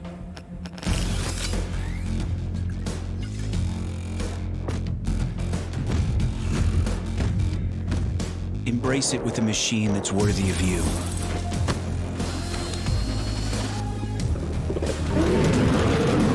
Stylish on the outside, savage on the inside. Legion by Lenovo, powered by Intel Core i7 processors.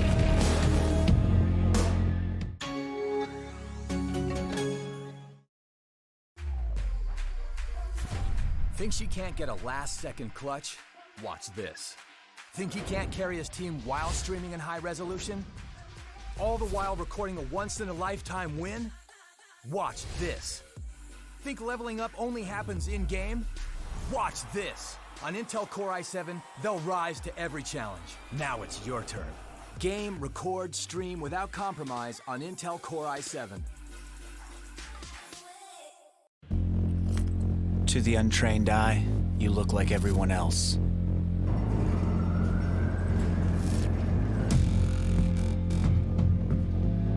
But you have another side.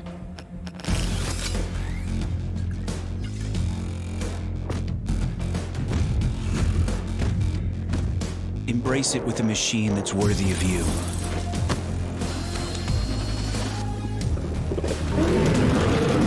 Stylish on the outside, savage on the inside.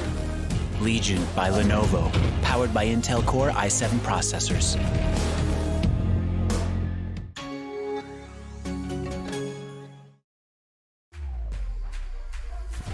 Think she can't get a last-second clutch? Watch this. Think he can't carry his team while streaming in high resolution? All the while recording a once-in-a-lifetime win? Watch this. Think leveling up only happens in-game? Watch this. On Intel Core i7, they'll rise to every challenge. Now it's your turn. Game, record, stream without compromise on Intel Core i7. To the untrained eye, you look like everyone else.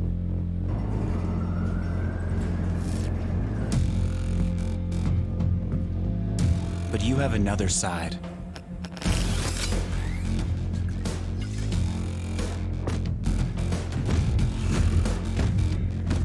Embrace it with a machine that's worthy of you.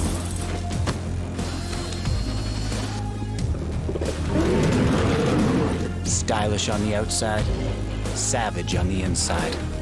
Legion by Lenovo, powered by Intel Core i7 processors.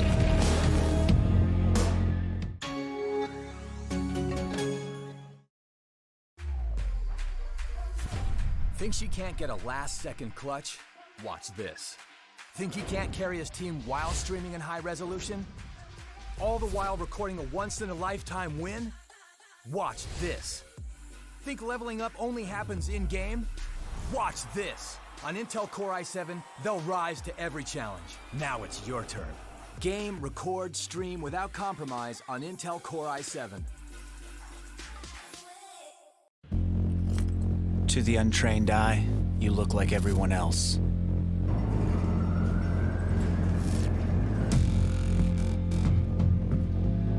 But you have another side.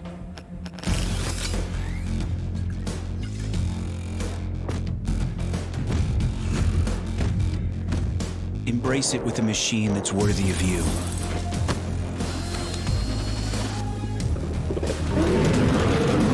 Stylish on the outside, savage on the inside. Legion by Lenovo, powered by Intel Core i7 processors.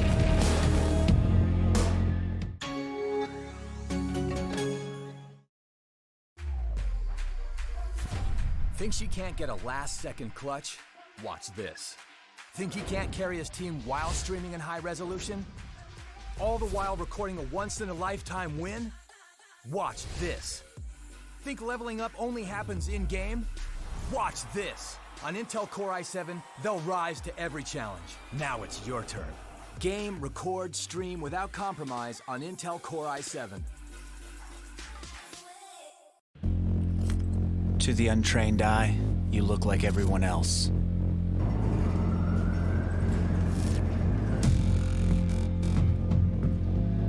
But you have another side.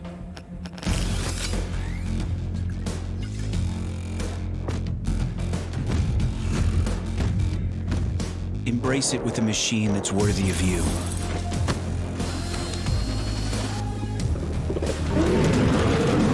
Stylish on the outside, savage on the inside. Legion by Lenovo, powered by Intel Core i7 processors.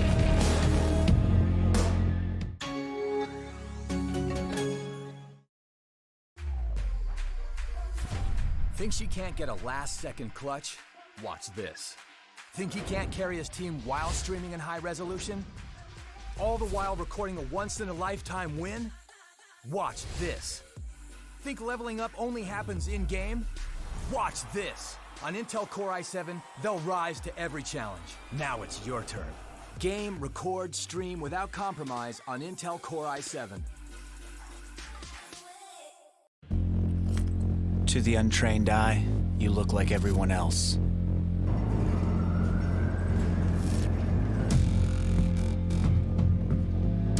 But you have another side.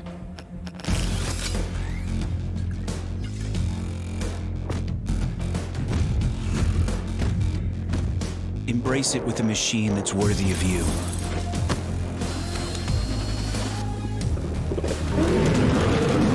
Stylish on the outside, savage on the inside. Legion by Lenovo, powered by Intel Core i7 processors.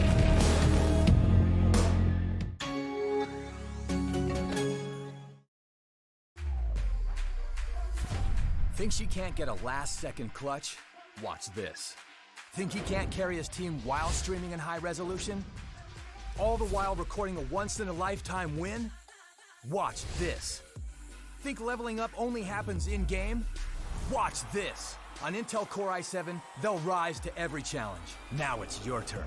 Game, record, stream without compromise on Intel Core i7. To the untrained eye, you look like everyone else.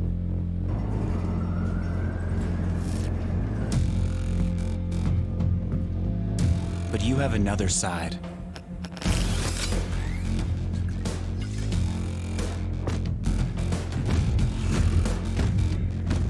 Embrace it with a machine that's worthy of you.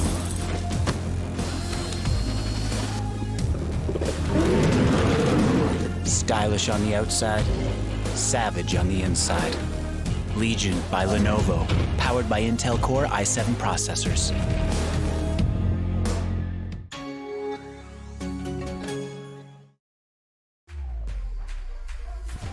Think she can't get a last-second clutch? Watch this. Think he can't carry his team while streaming in high resolution? All the while recording a once-in-a-lifetime win? Watch this. Think leveling up only happens in-game? Watch this. On Intel Core i7, they'll rise to every challenge. Now it's your turn. Game, record, stream without compromise on Intel Core i7. To the untrained eye, you look like everyone else.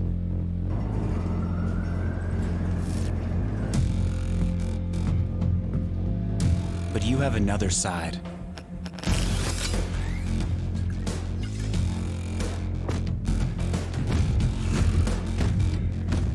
Embrace it with a machine that's worthy of you.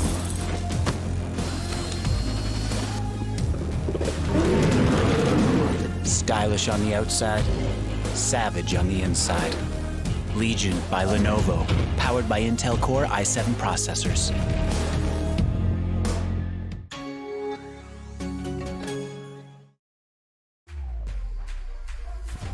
Think she can't get a last-second clutch? Watch this. Think he can't carry his team while streaming in high resolution? All the while recording a once-in-a-lifetime win? Watch this. Think leveling up only happens in-game? Watch this. On Intel Core i7, they'll rise to every challenge. Now it's your turn. Game, record, stream without compromise on Intel Core i7. To the untrained eye, you look like everyone else.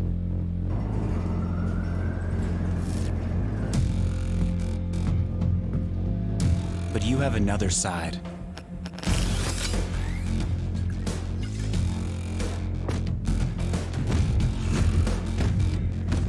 Embrace it with a machine that's worthy of you.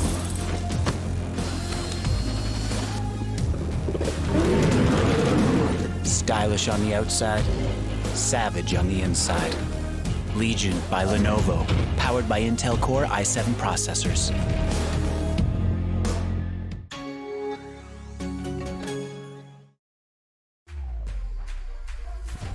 Think she can't get a last-second clutch?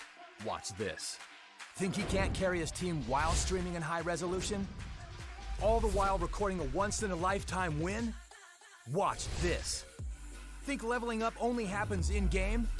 Watch this. On Intel Core i7, they'll rise to every challenge. Now it's your turn. Game, record, stream without compromise on Intel Core i7. To the untrained eye, you look like everyone else.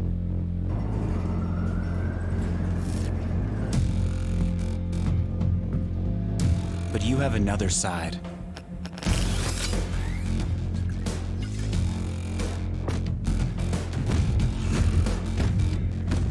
Embrace it with a machine that's worthy of you.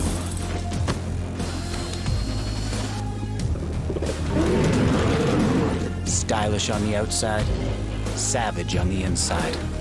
Legion by Lenovo, powered by Intel Core i7 processors.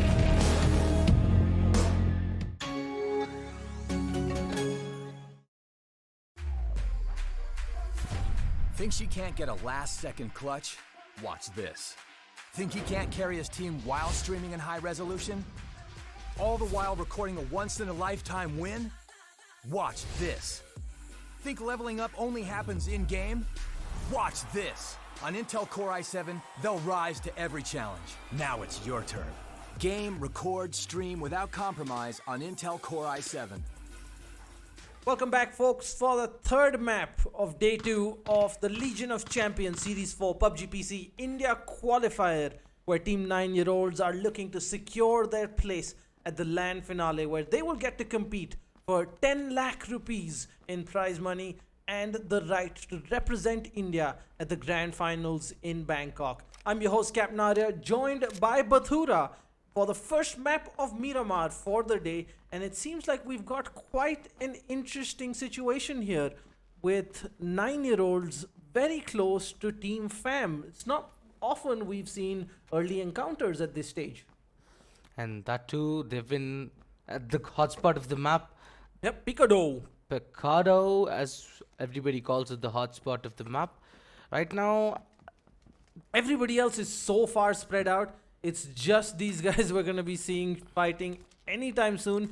Global Esports just to the north, so this situation could get much worse for 9-year-olds, because, you know, if they're keeping their eye on the score, the kill feed, and, you know, they're going to know that, hey, our closest competition is in trouble. Global Esports also not too hot after that second map. It could have gone much better. Let's actually quickly take a look at that scoreboard and see how these guys are set up going into this map in a little bit. Global Esports are very close to, I think, Bridge Campers now, who did quite well to make up the distance. It's a big kill haul from them. Global Esports couldn't really get started that match and couldn't get the chicken dinner as well. So 9-year-olds with a decent amount of kills. The first shot's being fired in by Kev.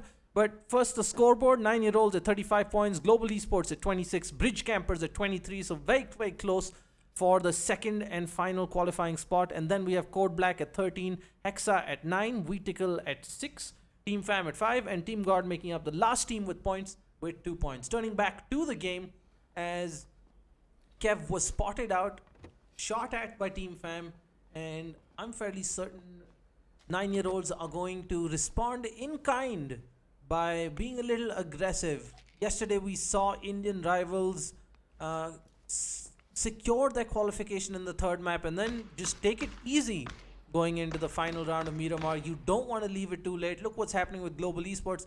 1 second, they're in a good position after the first match, and now suddenly only 3 points between them and, you know, major disappointment for an organization of their scale and stature.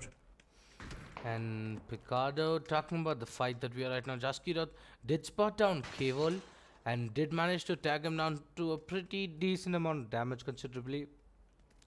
But apart from that, now they're pretty much spread out throughout Picado, Paradox, and Disco teammates being spread out almost in one building, while Team 9-year-olds have actually spread out throughout Picado, each one taking a settlement or taking a byproduct of the big Picado building. Yep, very smart move here by Google X Guard, securing the bike, making sure they have multiple vehicles for their way out. Ghostly Boy getting a tag there on Bhavesh as the rest of 9-year-olds are getting into position to push up. They want the first kill.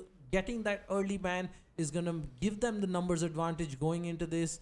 Accelerate a little far away from everybody, trying to get that distance and match Jaskirat, who is giving Overwatch from the top of the building. Accelerate shot doesn't quite connect. Oh, But beautiful, finally finds Jaskirat on the pick as Ghostly Boy is going to take down Bhavesh, and this is going all sorts of wrong for Team Fam as Global Esports, the nade coming in, but I do not think it went where it was supposed to. Needed to go inside the window as the revive on Bhavesh was abandoned. Ghostly Boy going in aggressive. He wants to make sure they get the first kill. Jaskirat being revived in the distance here. Soumya gets spotted out. Kev is going to go finish Bhavesh as Ghostly Boy going for the flank. Soumya goes down as well. And now Google X God trying to figure out which building they're in. I don't think Google X God knows where Jaskirat was taken down. The rest of the team pushing in. Kev leading the charge into that building. Oh, Paradox is on with the scope but misses his shot. He whiffs his shots onto Google. This is not what Paradox needs to be doing right now. He needs to be taking revenge for the teammate. As we talk, Team Fam has already 2 members of their family down already, while Team 9-year-olds have already been doing so great. But look at Google Guard's push onto the building. Yeah, That look at Kev. Kev is already in the building. He's got the door covered. Extra vision, just to give you an idea of how close he is actually. He's going to spot him out. He's going to get the down. Not the finish though on Paradox. And that is going to mean they're going to be pushing up. He doesn't realize both of them were on the same floor. But I think the hint is there now. And just not able to finish as beautiful trade comes in. And Ghostly Boy lives to fight another day. Thanks to quick thinking by Kev. And what really matters right now is also that Team 9-year-old have already started on a 4-kill haul this match. And considering them being on such a dominant lead towards the previous 2 maps, them getting a 4-kill right off the bat as we started this game is hugely tremendous on the amount of impact it's going to give on the leaderboard after this match. But now looking at all the other teams, Team Code Black Esports have managed to actually secure a pretty decent amount of loot for themselves, as everybody has pretty much an AR and a DMR for themselves, excluding not excluding anyone. They all have the perfect setups, but there's no helmet on Scopper Lloyd yet. And yes, he's been trying to take out the level 2 armor. Oh, a level 3 armor against Eddie Summit. He's been tremendously picking up his game for his team the previous 2 maps that we saw. And I think his level 3 armor would just supplement him in gaining the progress that he needs. And going on with all the with the other teams. Oh, Team 9-year-olds, again as we talk, his armor is completely depleted. The armor of Keval is completely depleted, and he really needs to be changing right now, because he was the one who have managed to take 2 beautiful knockdowns and 2 beautiful kills, if I'm not mistaken, onto Team Fam, who were annihilated right off the bat in this map. And what a map it has been yet so far, man. It just started and I'm so excited. I'm pumped up. My adrenaline is rushing down to the core.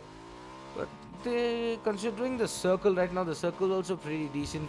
But would they expect Team Hexa Esports to be that close? Oh, they're going the other direction. That is pretty much decent, as Global Esports are on the center of the circle that is there right now. Yep, let's take a look at the whole map, an idea of how these teams are positioned right now. We're going to see a bit of a downtime in how stuff is shaping up because of the sheer distance in Miramar and the number of teams in play right now.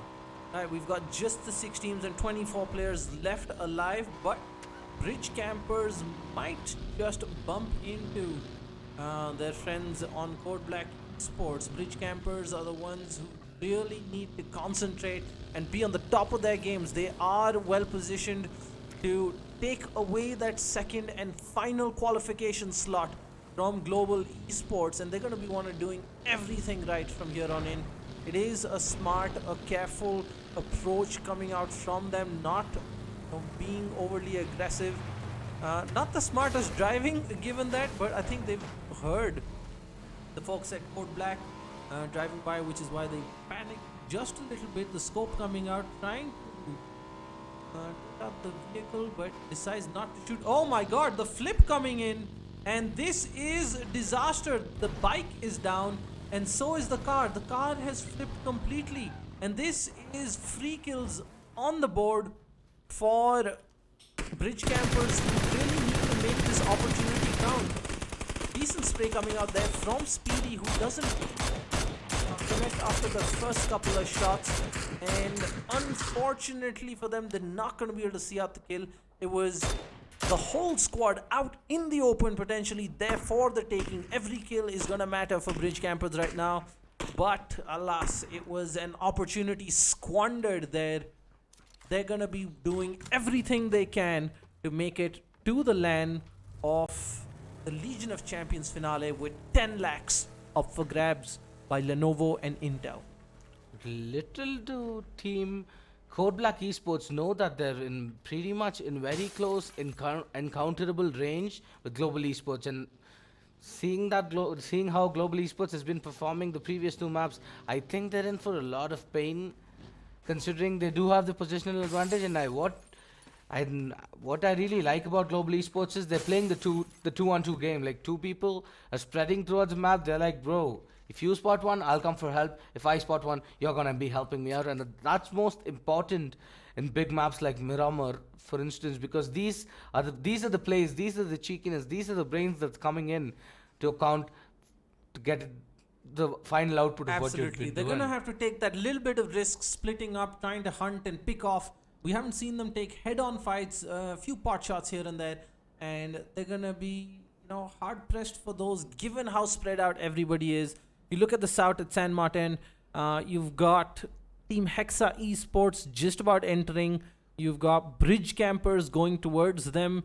So the only real people like Global Esports can get into an engagement with, as you rightfully mentioned, is Team Code Black Esports, and it is going to start off as a 4v2 should that go down.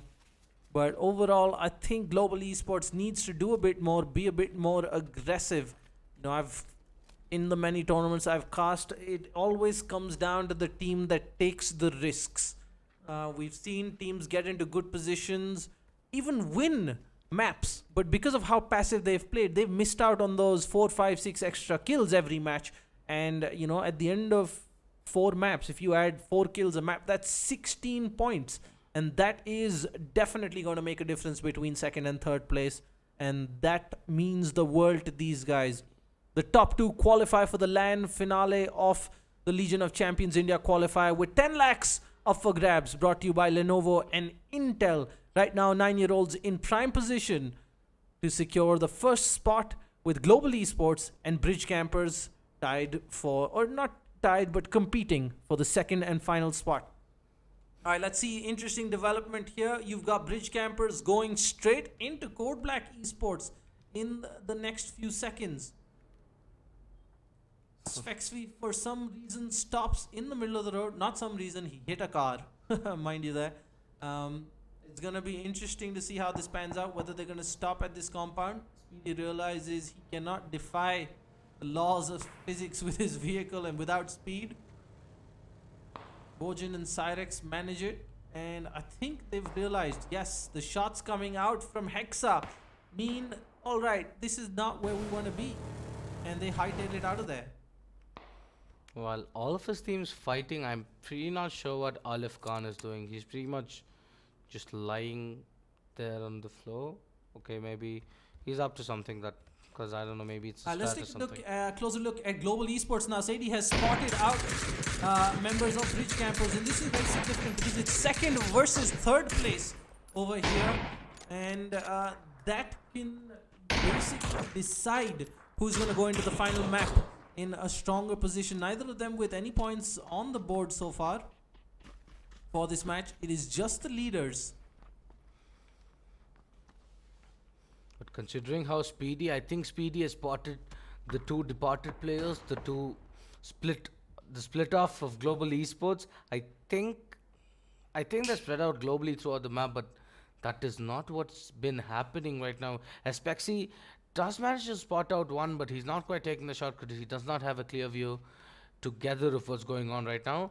But I think Global Esports are in a disadvantageous position right now because they're shooting on a different team. Little do they know that there's a different team behind their back, ready to be taking them down any moment as we speak right now.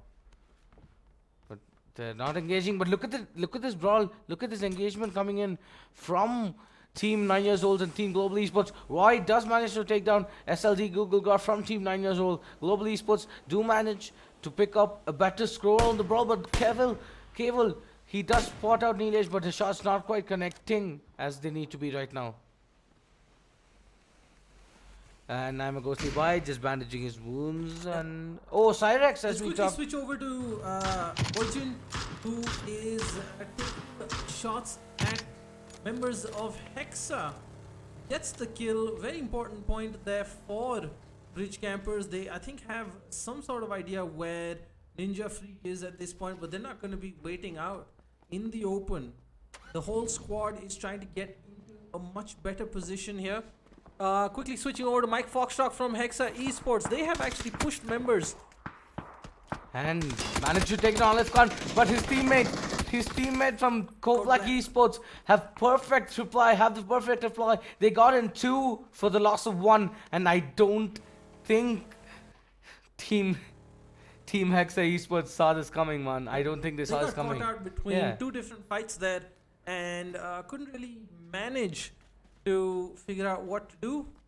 And it's going to be Somjit here. He's going to go finish off both Sunny and Mike Foxtrot, and that's going to be 2 very, very important kills there for Code Black Esports. Basically playing for pride at this point. They're a bit too far off the pace, but who knows? You know, if they can turn this 2 into a 10 with 19 people still alive, anything is possible. This is PUBG.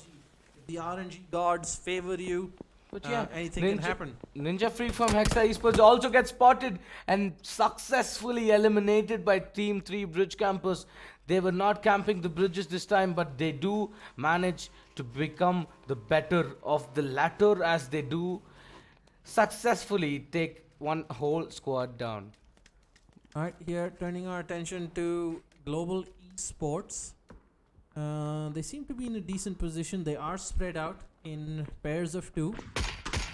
Taking pot shots in the distance at Code Black Esports. Like I mentioned, for Bridge Campers and Global Esports, every point matters. They're going to need to take all these extra fights. Oh my god, Roy lining up the shot, not quite connecting. Beautiful! Gets the single tap, but only 23 points. He was low, looking for the headshot. Unfortunately, a little bit of duck and dodge and weave at this distance. One headshot coming out there, but not going to be enough to get him the knock. Roy's going to be a bit disappointed with himself for not being able to see that one out, as the rest of Global Esports are still looking around, trying to get as much information as possible. What's happening on your end, Bathura? There's one guy knocked down on weak tickles, everyone taking him down from above. Mind you, quickly switching back to Global Esports, as Nilesh has actually found out the 9-year-olds and they are taking pot shots. Roy once again trying to take shots at Code Black Esports, but it is the engagement with 9-year-olds that is going to have everyone occupied, with Bridge Campers having pushed up to within 1 building of the advanced party from GE. Vades and Sadie Boy having a look at the x-ray here. Speedy is right next to them, about 100 meters off. This is assault rifle spray down range. Tries to take the shot at Boy, doesn't do much. They're going to find out Speedy through the crack of the door. Nilesh is rushing in. Global Esports going in for the aggressive plays, and that is going to be the end of Speedy. The rest of his team too far away. Svexy coming in, but he's going to be hard pressed to do something about it. This is the mistakes that they're doing as Roy punches his opponent to death, sweetly lying him down to his grave. As we talk, this is the thing that matters, you know, the experience that differs between teams like Global Esports, who have been practicing so hard and who have had the reach to the whole of the community, because they clearly identified the one member from Team Bridge Campers was alone, and this was the perfect position to get themselves up on the kill leaderboard and add 1 more point. As we talk, 9 years old actually managed to take down the whole squad of V-Tickle, everyone. Maybe they're not been tickling properly. Yep. 8 kills now on 9-year-olds. They're putting in a great performance. Accelerate picking up the AUG as well. Now, here's the thing. 9-year-olds have all but secured their qualification with these 8 kills. It is in their hands to decide who will come second. They can play spoiled sport for either Global Esports or Bridge Campers. They've got the guns. They've got the position. They've got 3 men alive, so it is looking very good for them. Eddie Summit puts in a good tag on Ghostly Boy. Beautiful stuff. Ghostly Boy not giving his opponent the respect he deserves, getting a bit too cocky there and getting put down for his troubles. But what really matters right now, that team Global Esports needs to be considering right now is they're not getting third party, but they're not taking one proper duel. As I say, it's the Costa's curse again. I say they're not taking a proper duel as Sadi manages to knock down one member as he's getting revived though, and Eddie Summon just desperately trying to save his team. Right now in this position, he does spot out one member of team 9 years old, but that's not what really matters right now, because look at how all of these 3 people are spread down. Each of them have a settlement, each of them have marked their territory in the map, but the next circle is the one that's going to be playing the game right now, as far as I'm looking into this. Eddie Summon desperately trying to tag someone from 9 years old, but nah, he's not able to connect his shots. Maybe not the perfect moments to be not connecting his shots. Yep, it is a tricky one, but look at the circle. Finally moving away from 9-year-olds. Doesn't really do much for both Bridge Campers or Global Esports, who are already inside the circle. It's going to be up to them whether they want to look around and pick off people running in. 9-year-olds, they should be able to make it in fairly easily. A good amount of cover available for them in terms of a small building, enough ridges, shots coming in from Cyrex and the rest of Bridge Campers, who have given away their position to now 9-year-olds. Cyrex does have an advantage because he is pretty much close around his teammates, unlike last time, unlike how Speedy was assassinated. This is pretty much turning out to be good. He does manage to tag him. No, he does not. He desperately tries to spray and pray, but his prayers are not yet working because he does not manage. He does manage to take the air of the tire and makes pretty much them transportless, if I'm not wrong. Yep, losing your vehicle does make it a bit difficult given how the rest of the map. Let's take a quick look at this map here on my screen. The rest of the map doesn't have too much cover, so once it gets smaller, it is going to be one of these 3 areas. Shots coming in from Nilesh and Co towards Code Black Esports, who just drove past a compound. Beautiful shot from Sadie, takes down Scoper, and that is going to be a very important kill. Eddie Summit has actually walked into a compound with Bridge Campers inside, and that is a free kill for Svexy, who finds Somjit and Eddie.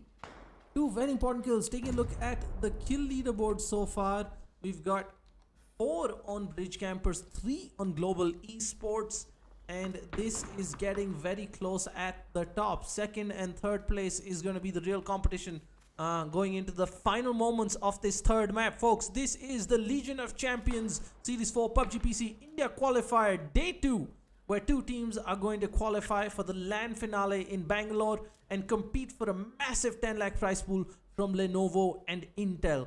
And of course, the winner receiving the right, earning the right to represent India at the grand finale in Bangkok in December. I'm also taking our way back into the game. I'm really concerned.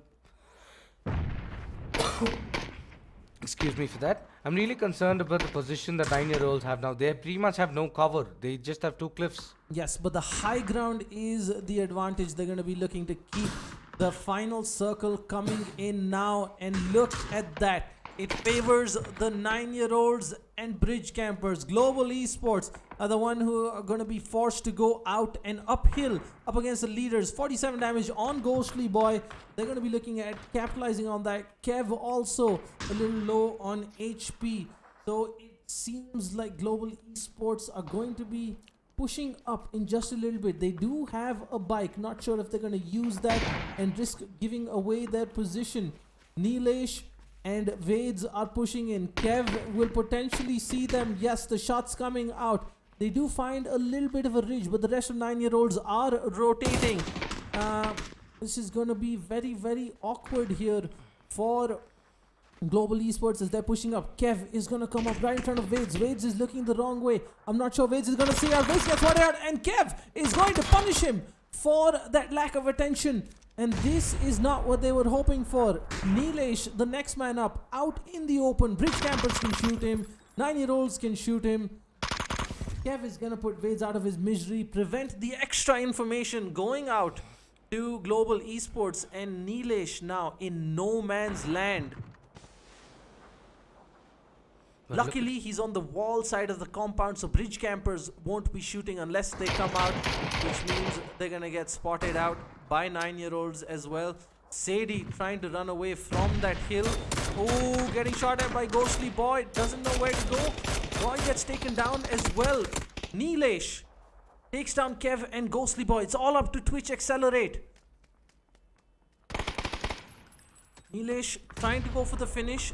Bridge campers are trying to be cheeky with the pickoffs there. Twitch Accelerate gets the kill as Sadie Boy on 1 HP. He knows where Accelerated, the grenade cock might give away his position. He spots him out, but no, gets memed out. And that is the end of Global Esports. Another one just about gets away from them as now Sphexy realizes there is just one person left. Accelerate. They are pushing in bridge campers. They know this is theirs for the taking. They can make life much easier going into the final map. And considering how Let's quickly Team- switch over to the 1v1. Yeah. Team 9 years old have been exceptionally well with being 10 kills on the map. They do have the advantage now, but Twitch Accelerate is now left in a 1v3 call situation. His shot's not quite connecting right at the moment, but this nade can do so much of devastating damage that has been done. That nade perfectly cooked, but look at them, all of the 3 people pushing from either direction, and yes, Team Bridge Campers, the 3rd map winners, guys. What a play from bridge campers. You know, they waited just the 5 kills, but the extra 10 coming in from the win is going to be a massive boost. Global Esports once again dropping the ball when it matters, finishing 3rd with 5 kills. This is going to put a lot of distance between them and 2nd place. Now bridge campers primed to steal that 2nd spot away. 9-year-olds had a stunning performance with 12 kills.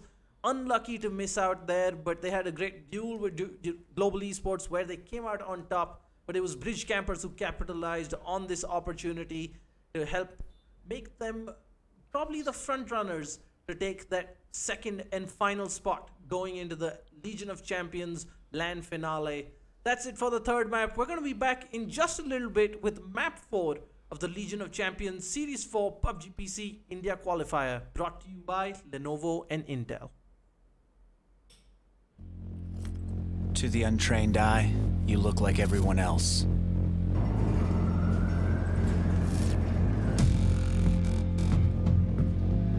But you have another side.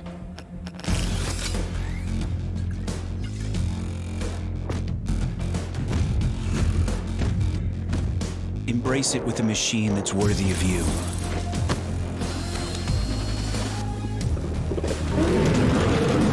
Stylish on the outside, savage on the inside. Legion by Lenovo, powered by Intel Core i7 processors.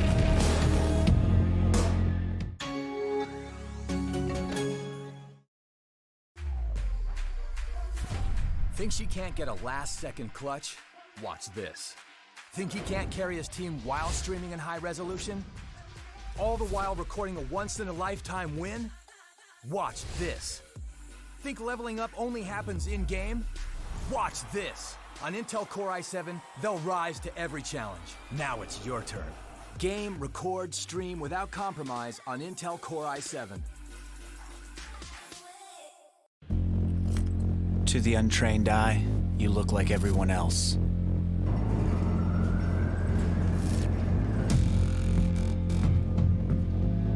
But you have another side.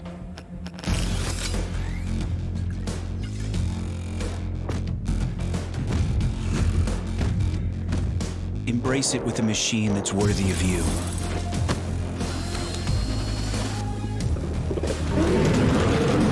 Stylish on the outside, savage on the inside. Legion by Lenovo, powered by Intel Core i7 processors.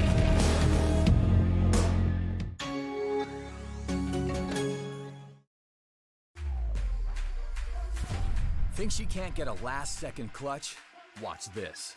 Think he can't carry his team while streaming in high resolution? All the while recording a once-in-a-lifetime win? Watch this. Think leveling up only happens in-game? Watch this. On Intel Core i7, they'll rise to every challenge. Now it's your turn. Game, record, stream without compromise on Intel Core i7. To the untrained eye, you look like everyone else.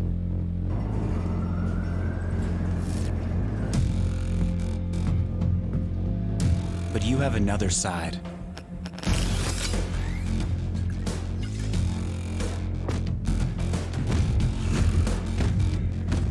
Embrace it with a machine that's worthy of you.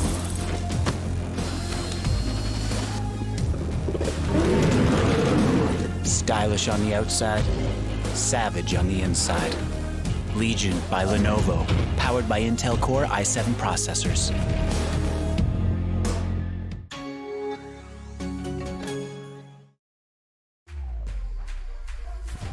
Thinks he can't get a last-second clutch? Watch this. Think he can't carry his team while streaming in high resolution? All the while recording a once-in-a-lifetime win? Watch this. Think leveling up only happens in-game? Watch this. On Intel Core i7, they'll rise to every challenge. Now it's your turn. Game, record, stream without compromise on Intel Core i7. To the untrained eye, you look like everyone else.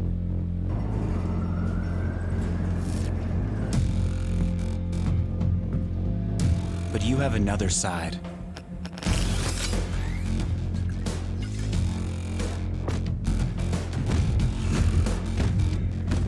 Embrace it with a machine that's worthy of you.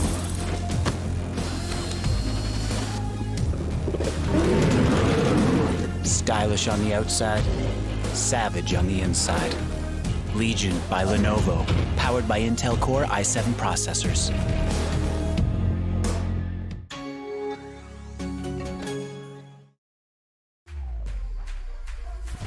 Thinks he can't get a last-second clutch? Watch this. Think he can't carry his team while streaming in high resolution? All the while recording a once-in-a-lifetime win? Watch this. Think leveling up only happens in-game? Watch this. On Intel Core i7, they'll rise to every challenge. Now it's your turn. Game, record, stream without compromise on Intel Core i7. To the untrained eye, you look like everyone else.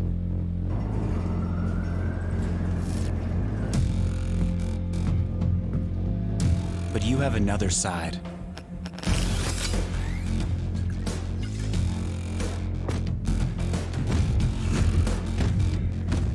Embrace it with a machine that's worthy of you.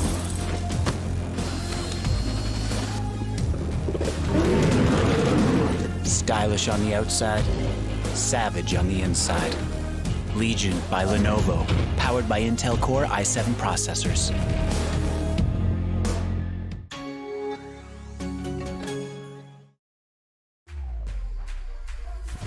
Thinks he can't get a last-second clutch? Watch this.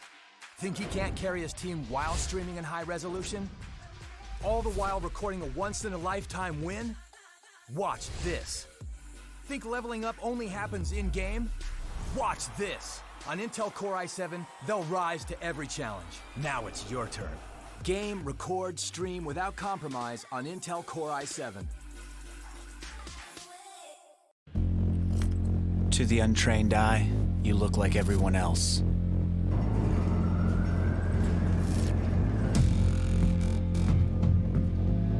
But you have another side.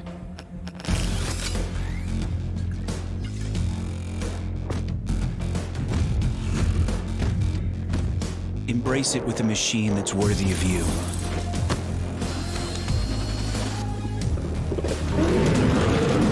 Stylish on the outside, savage on the inside. Legion by Lenovo, powered by Intel Core i7 processors.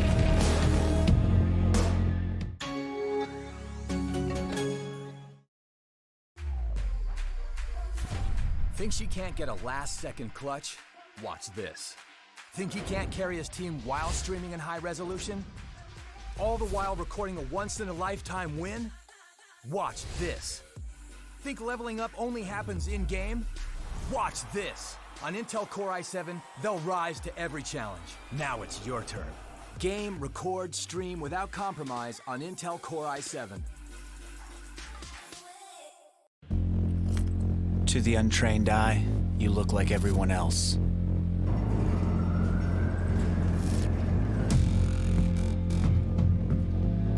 But you have another side.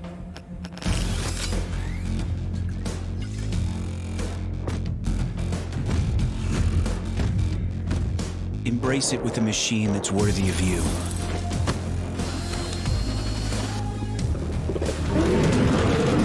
Stylish on the outside, savage on the inside. Legion by Lenovo, powered by Intel Core i7 processors.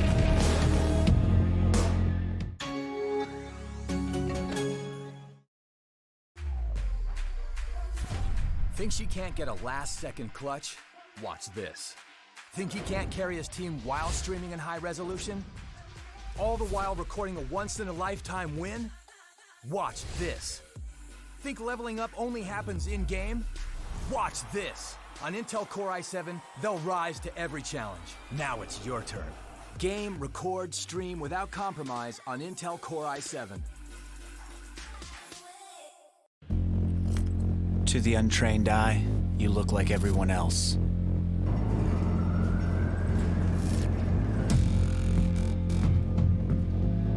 But you have another side.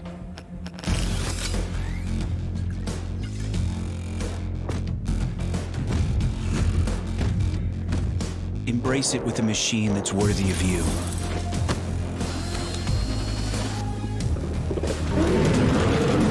Stylish on the outside, savage on the inside. Legion by Lenovo, powered by Intel Core i7 processors.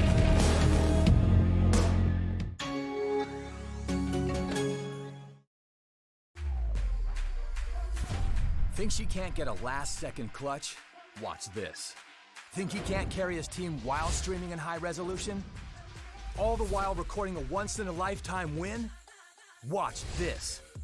Think leveling up only happens in-game? Watch this. On Intel Core i7, they'll rise to every challenge.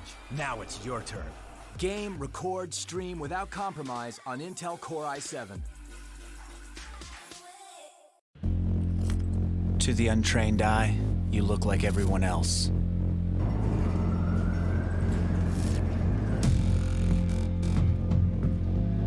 But you have another side.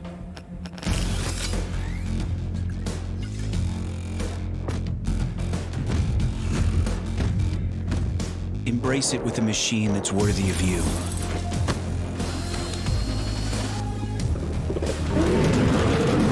Stylish on the outside, savage on the inside. Legion by Lenovo, powered by Intel Core i7 processors.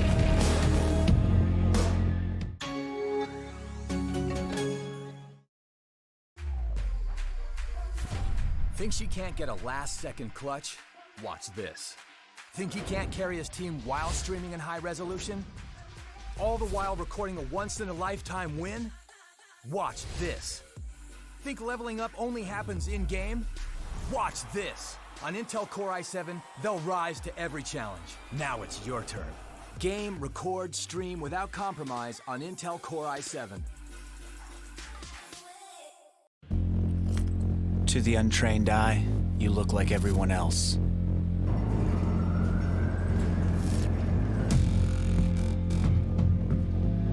But you have another side.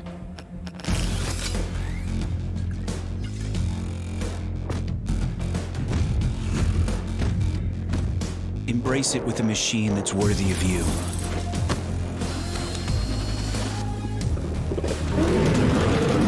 Stylish on the outside, savage on the inside. Legion by Lenovo, powered by Intel Core i7 processors.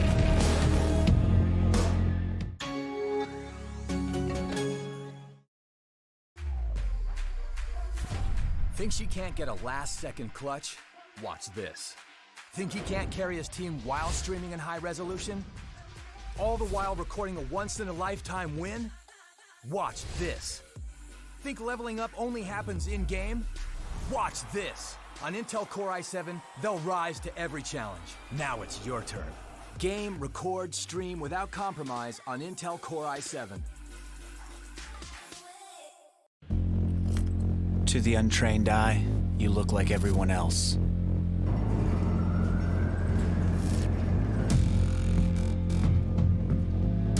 But you have another side.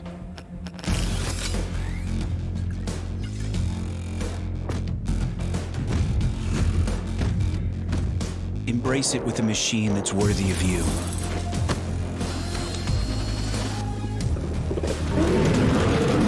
Stylish on the outside, savage on the inside.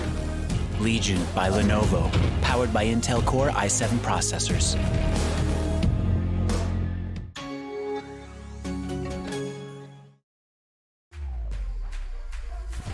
Think she can't get a last-second clutch? Watch this. Think he can't carry his team while streaming in high resolution? All the while recording a once-in-a-lifetime win? Watch this. Think leveling up only happens in-game? Watch this. On Intel Core i7, they'll rise to every challenge. Now it's your turn. Game, record, stream without compromise on Intel Core i7. To the untrained eye, you look like everyone else.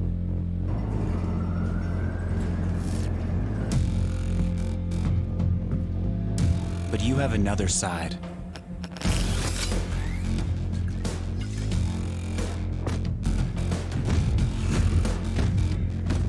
Embrace it with a machine that's worthy of you.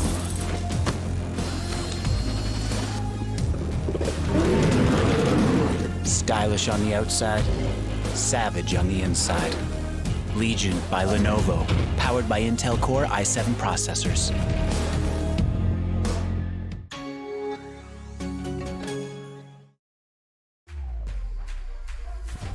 Think she can't get a last-second clutch? Watch this. Think he can't carry his team while streaming in high resolution? All the while recording a once-in-a-lifetime win? Watch this. Think leveling up only happens in-game? Watch this. On Intel Core i7, they'll rise to every challenge. Now it's your turn. Game, record, stream without compromise on Intel Core i7. To the untrained eye, you look like everyone else.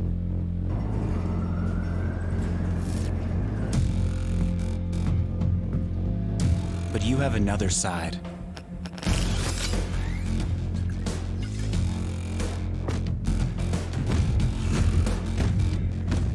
Embrace it with a machine that's worthy of you.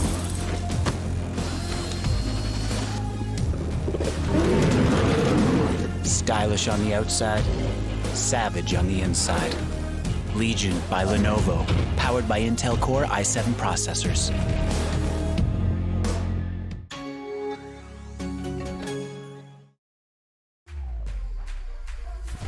Think she can't get a last-second clutch? Watch this. Think he can't carry his team while streaming in high resolution? All the while recording a once-in-a-lifetime win? Watch this. Think leveling up only happens in-game? Watch this. On Intel Core i7, they'll rise to every challenge. Now it's your turn.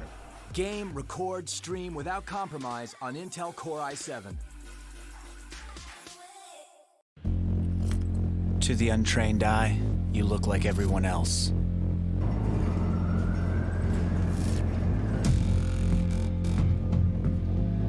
But you have another side.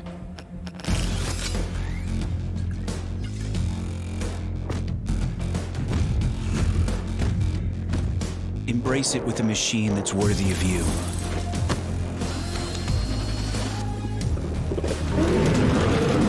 Stylish on the outside, savage on the inside. Legion by Lenovo, powered by Intel Core i7 processors.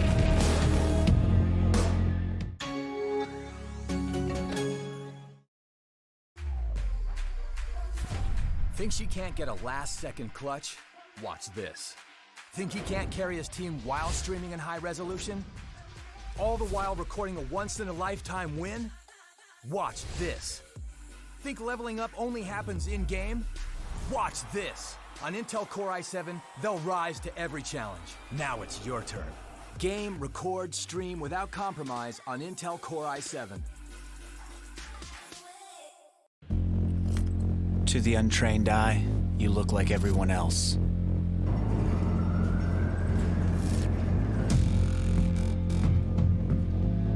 But you have another side.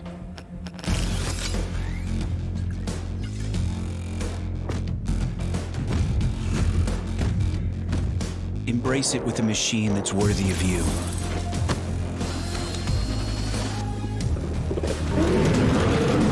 Stylish on the outside, savage on the inside.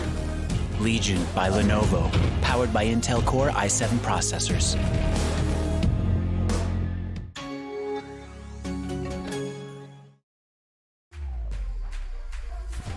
Think she can't get a last-second clutch? Watch this. Think he can't carry his team while streaming in high resolution? All the while recording a once-in-a-lifetime win? Watch this. Think leveling up only happens in-game? Watch this. On Intel Core i7, they'll rise to every challenge. Now it's your turn. Game, record, stream without compromise on Intel Core i7. To the untrained eye, you look like everyone else.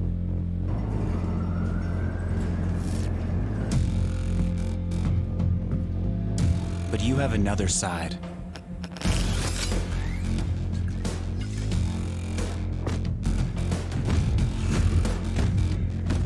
Embrace it with a machine that's worthy of you.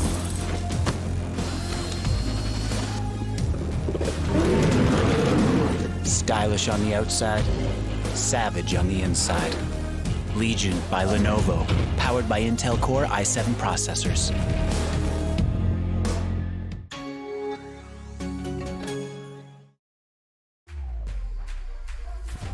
Think she can't get a last-second clutch? Watch this. Think he can't carry his team while streaming in high resolution? All the while recording a once-in-a-lifetime win? Watch this.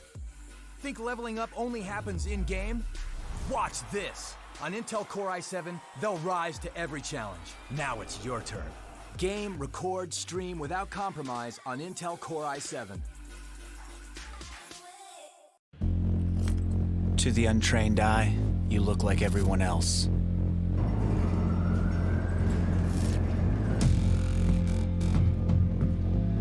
But you have another side.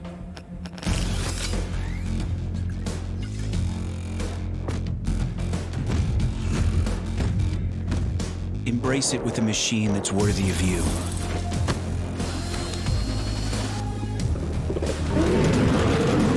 Stylish on the outside, savage on the inside. Legion by Lenovo, powered by Intel Core i7 processors.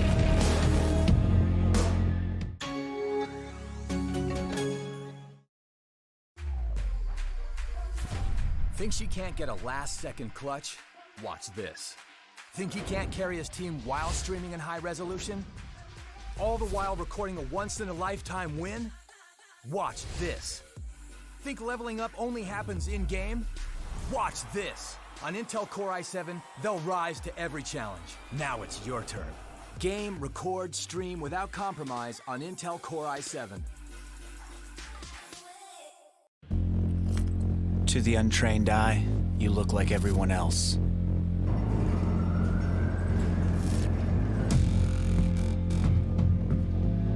But you have another side.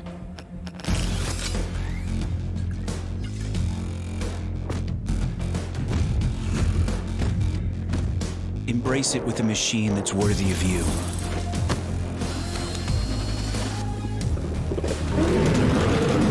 Stylish on the outside, savage on the inside. Legion by Lenovo, powered by Intel Core i7 processors.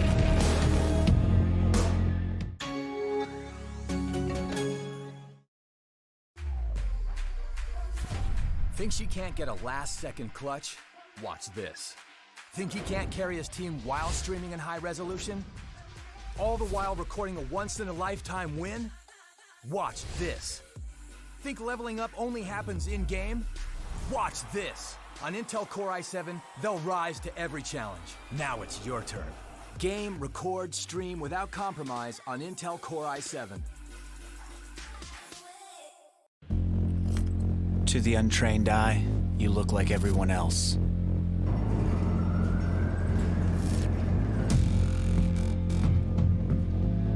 But you have another side.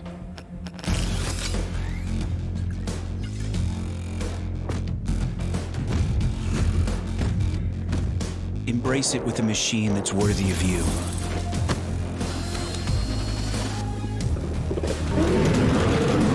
Stylish on the outside, savage on the inside. Legion by Lenovo, powered by Intel Core i7 processors.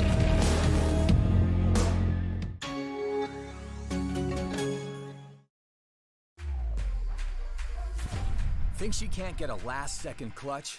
Watch this. Think he can't carry his team while streaming in high resolution? All the while recording a once-in-a-lifetime win? Watch this. Think leveling up only happens in-game? Watch this. On Intel Core i7, they'll rise to every challenge. Now it's your turn. Game, record, stream without compromise on Intel Core i7. To the untrained eye, you look like everyone else.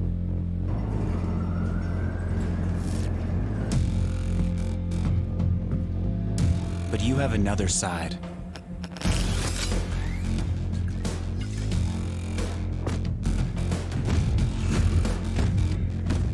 Embrace it with a machine that's worthy of you.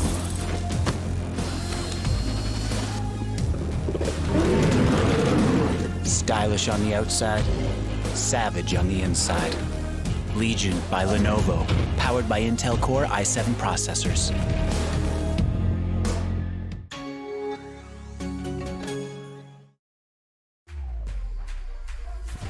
Think she can't get a last-second clutch? Watch this. Think he can't carry his team while streaming in high resolution? All the while recording a once-in-a-lifetime win? Watch this. Think leveling up only happens in-game? Watch this. On Intel Core i7, they'll rise to every challenge. Now it's your turn. Game, record, stream without compromise on Intel Core i7. To the untrained eye, you look like everyone else.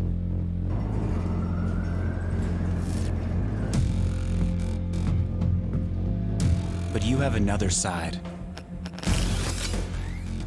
Welcome back, ladies and gentlemen, to the fourth and final map on day 2 of the Legion of Champions Series 4 PUBG PC in India qualifier, brought to you by Lenovo and Intel. I'm your host, Cap Nadia, here with Bathura as the action is kicked off. Eddie Summit, Car 98's Bhavesh Boyd early on for the first kill. Last time we saw two teams in Picado. This time we have been graced by 3 for a quick fight. This is something that is certainly unprecedented, as we are going to see early action on Miramar for the first time.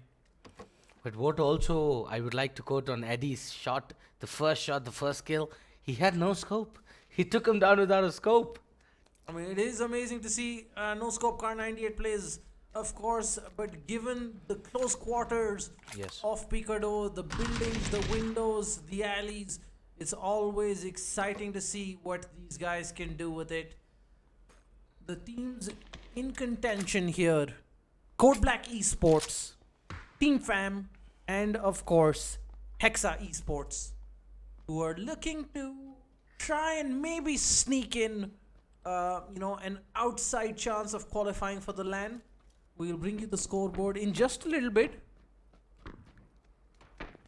But Krishna gets taken down by Mike Foxtrot. Yeah, quickly turning over to Mike Foxtrot, who's got a great angle on these guys from the side.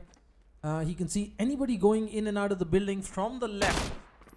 Ooh, almost had a bad case of friendly fire. Got a bit lucky there.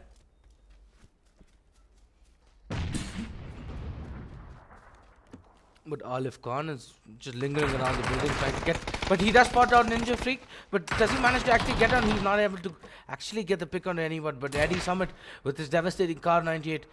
I think he needs to be alive more than ever. But Shubhasi's bike has taken one. He tries to he tries to transfer the spray to Ninja Freak, but Ninja Freak gets the better of the lot as he takes down Shubhashish.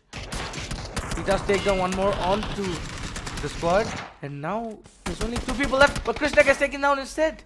Yeah, beautiful play by Mike Foxtrot coming in with the rotate to help his team out. They have lost a couple of men now. Ninja also going down to Jaskirat, as it is all down to Mike Foxtrot now. An early aggressive play has not worked out in their favor.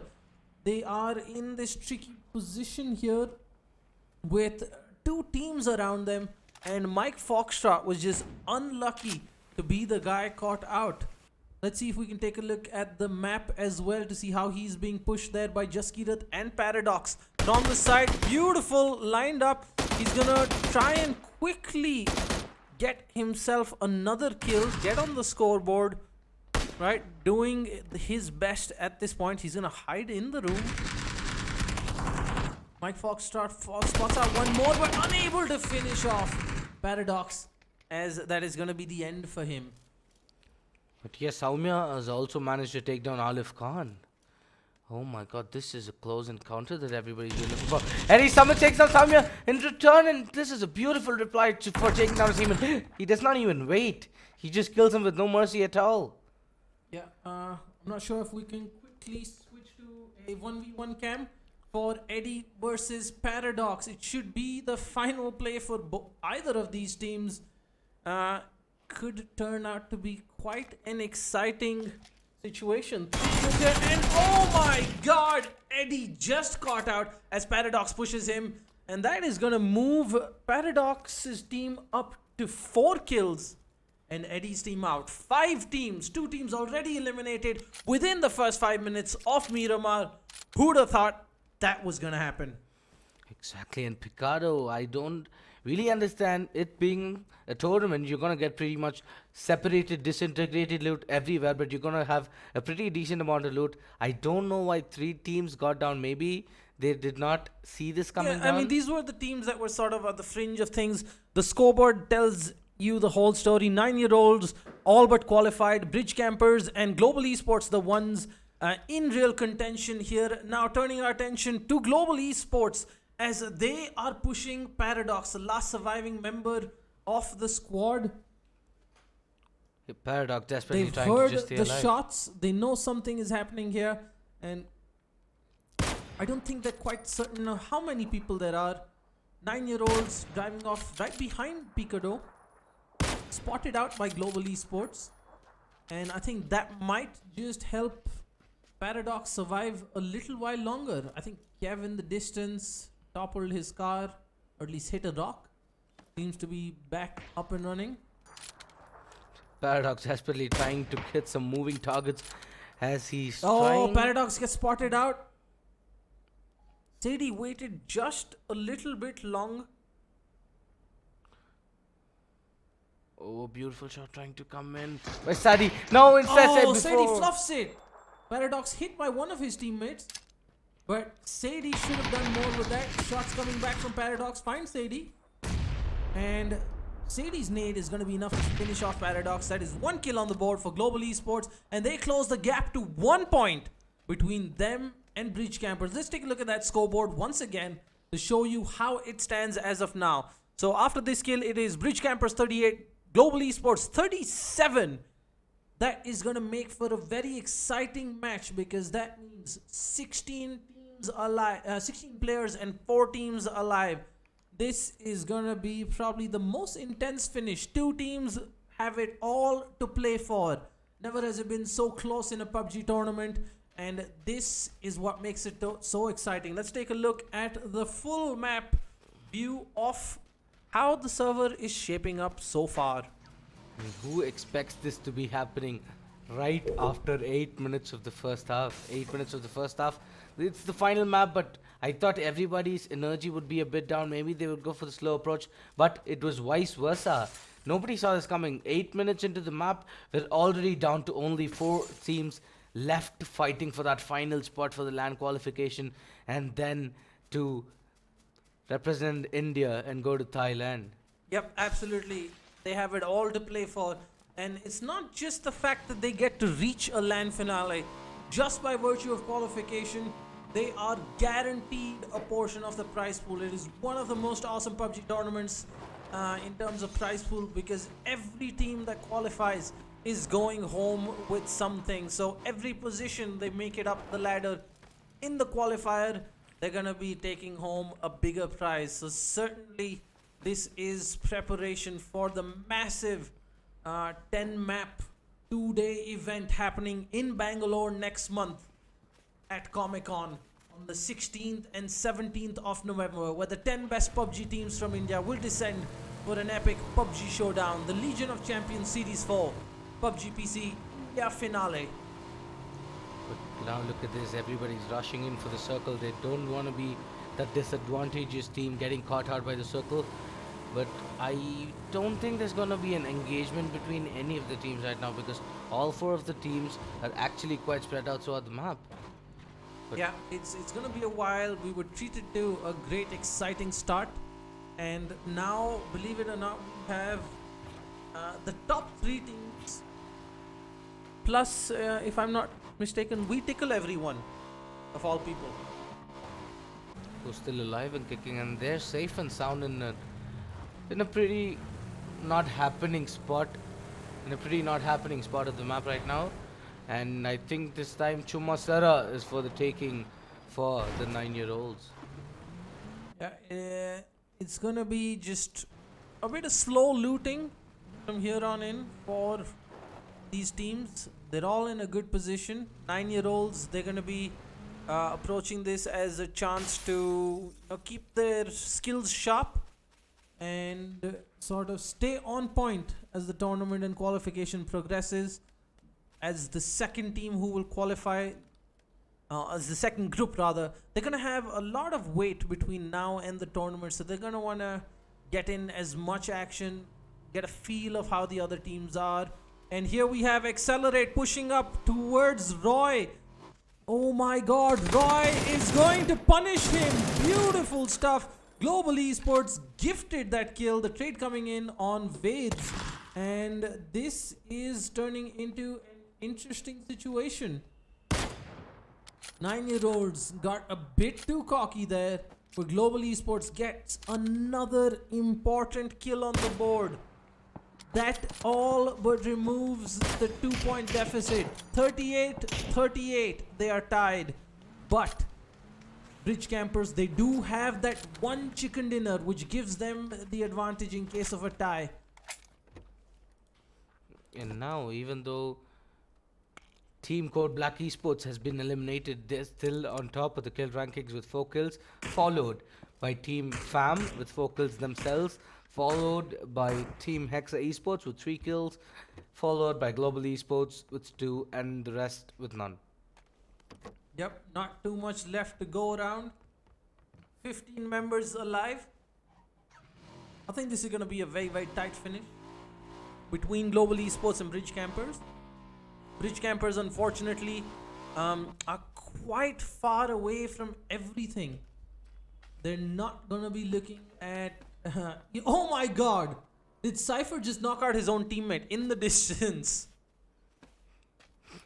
Maybe he's taking revenge. I think he tickled his teammate too hard there. Maybe he's just taking revenge, because as far as I remember, Niantic...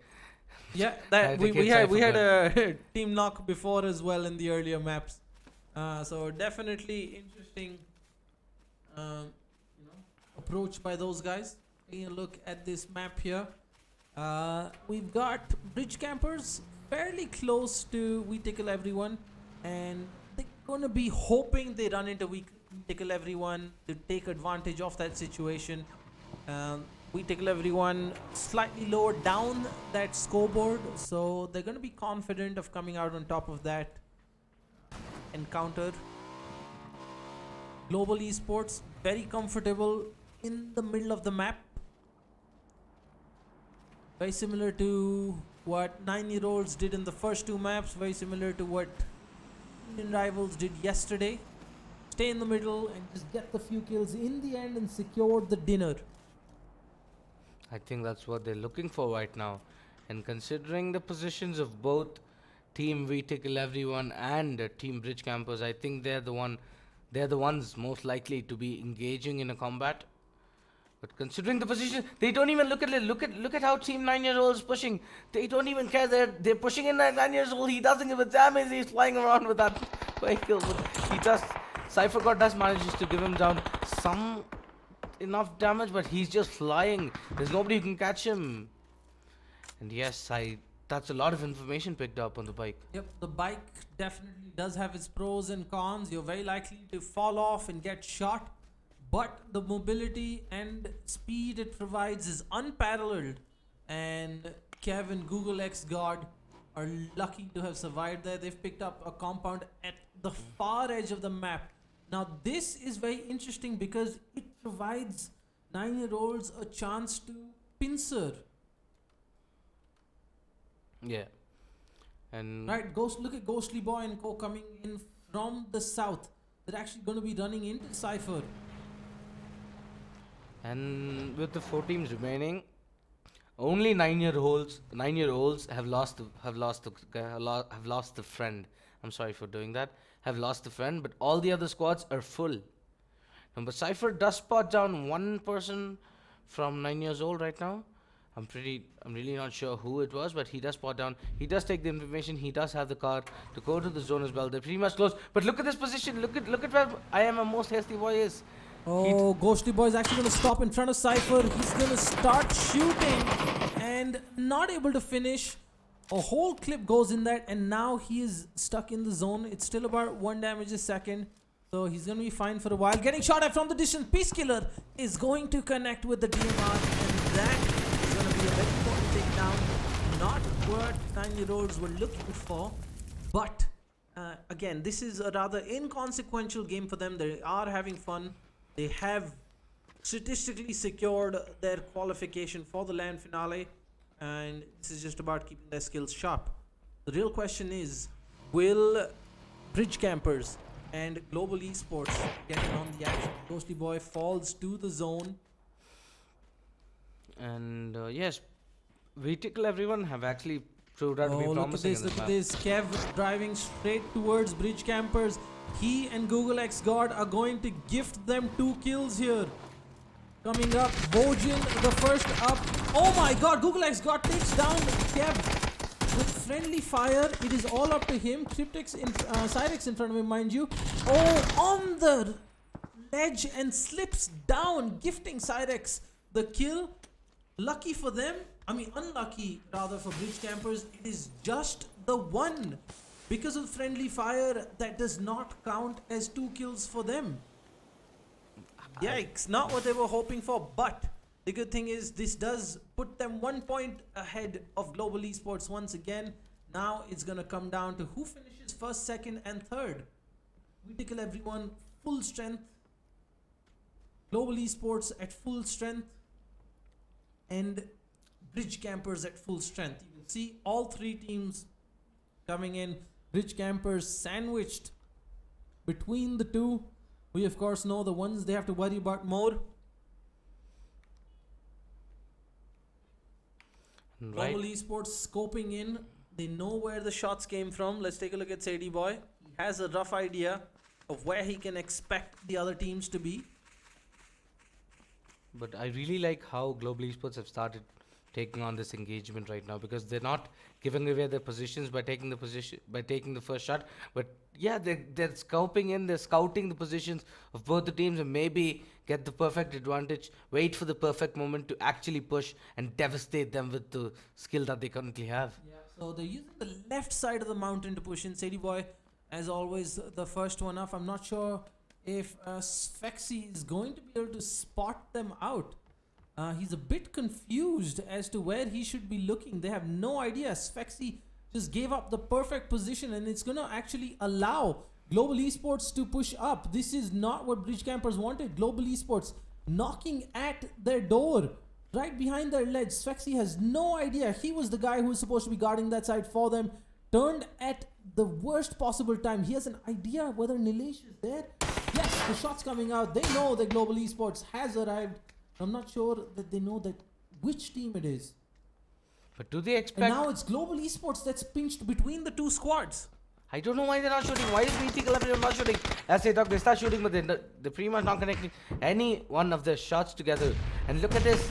Everybody is getting third-partied by everyone. This is not an engagement that we're looking for right now. As Sadie is just desperately trying to escape from here. But Wade's gaming with a beautiful lane onto Cypher God, taking him down to the grenade. He does not even wait. He wants the kills out desperately, but no.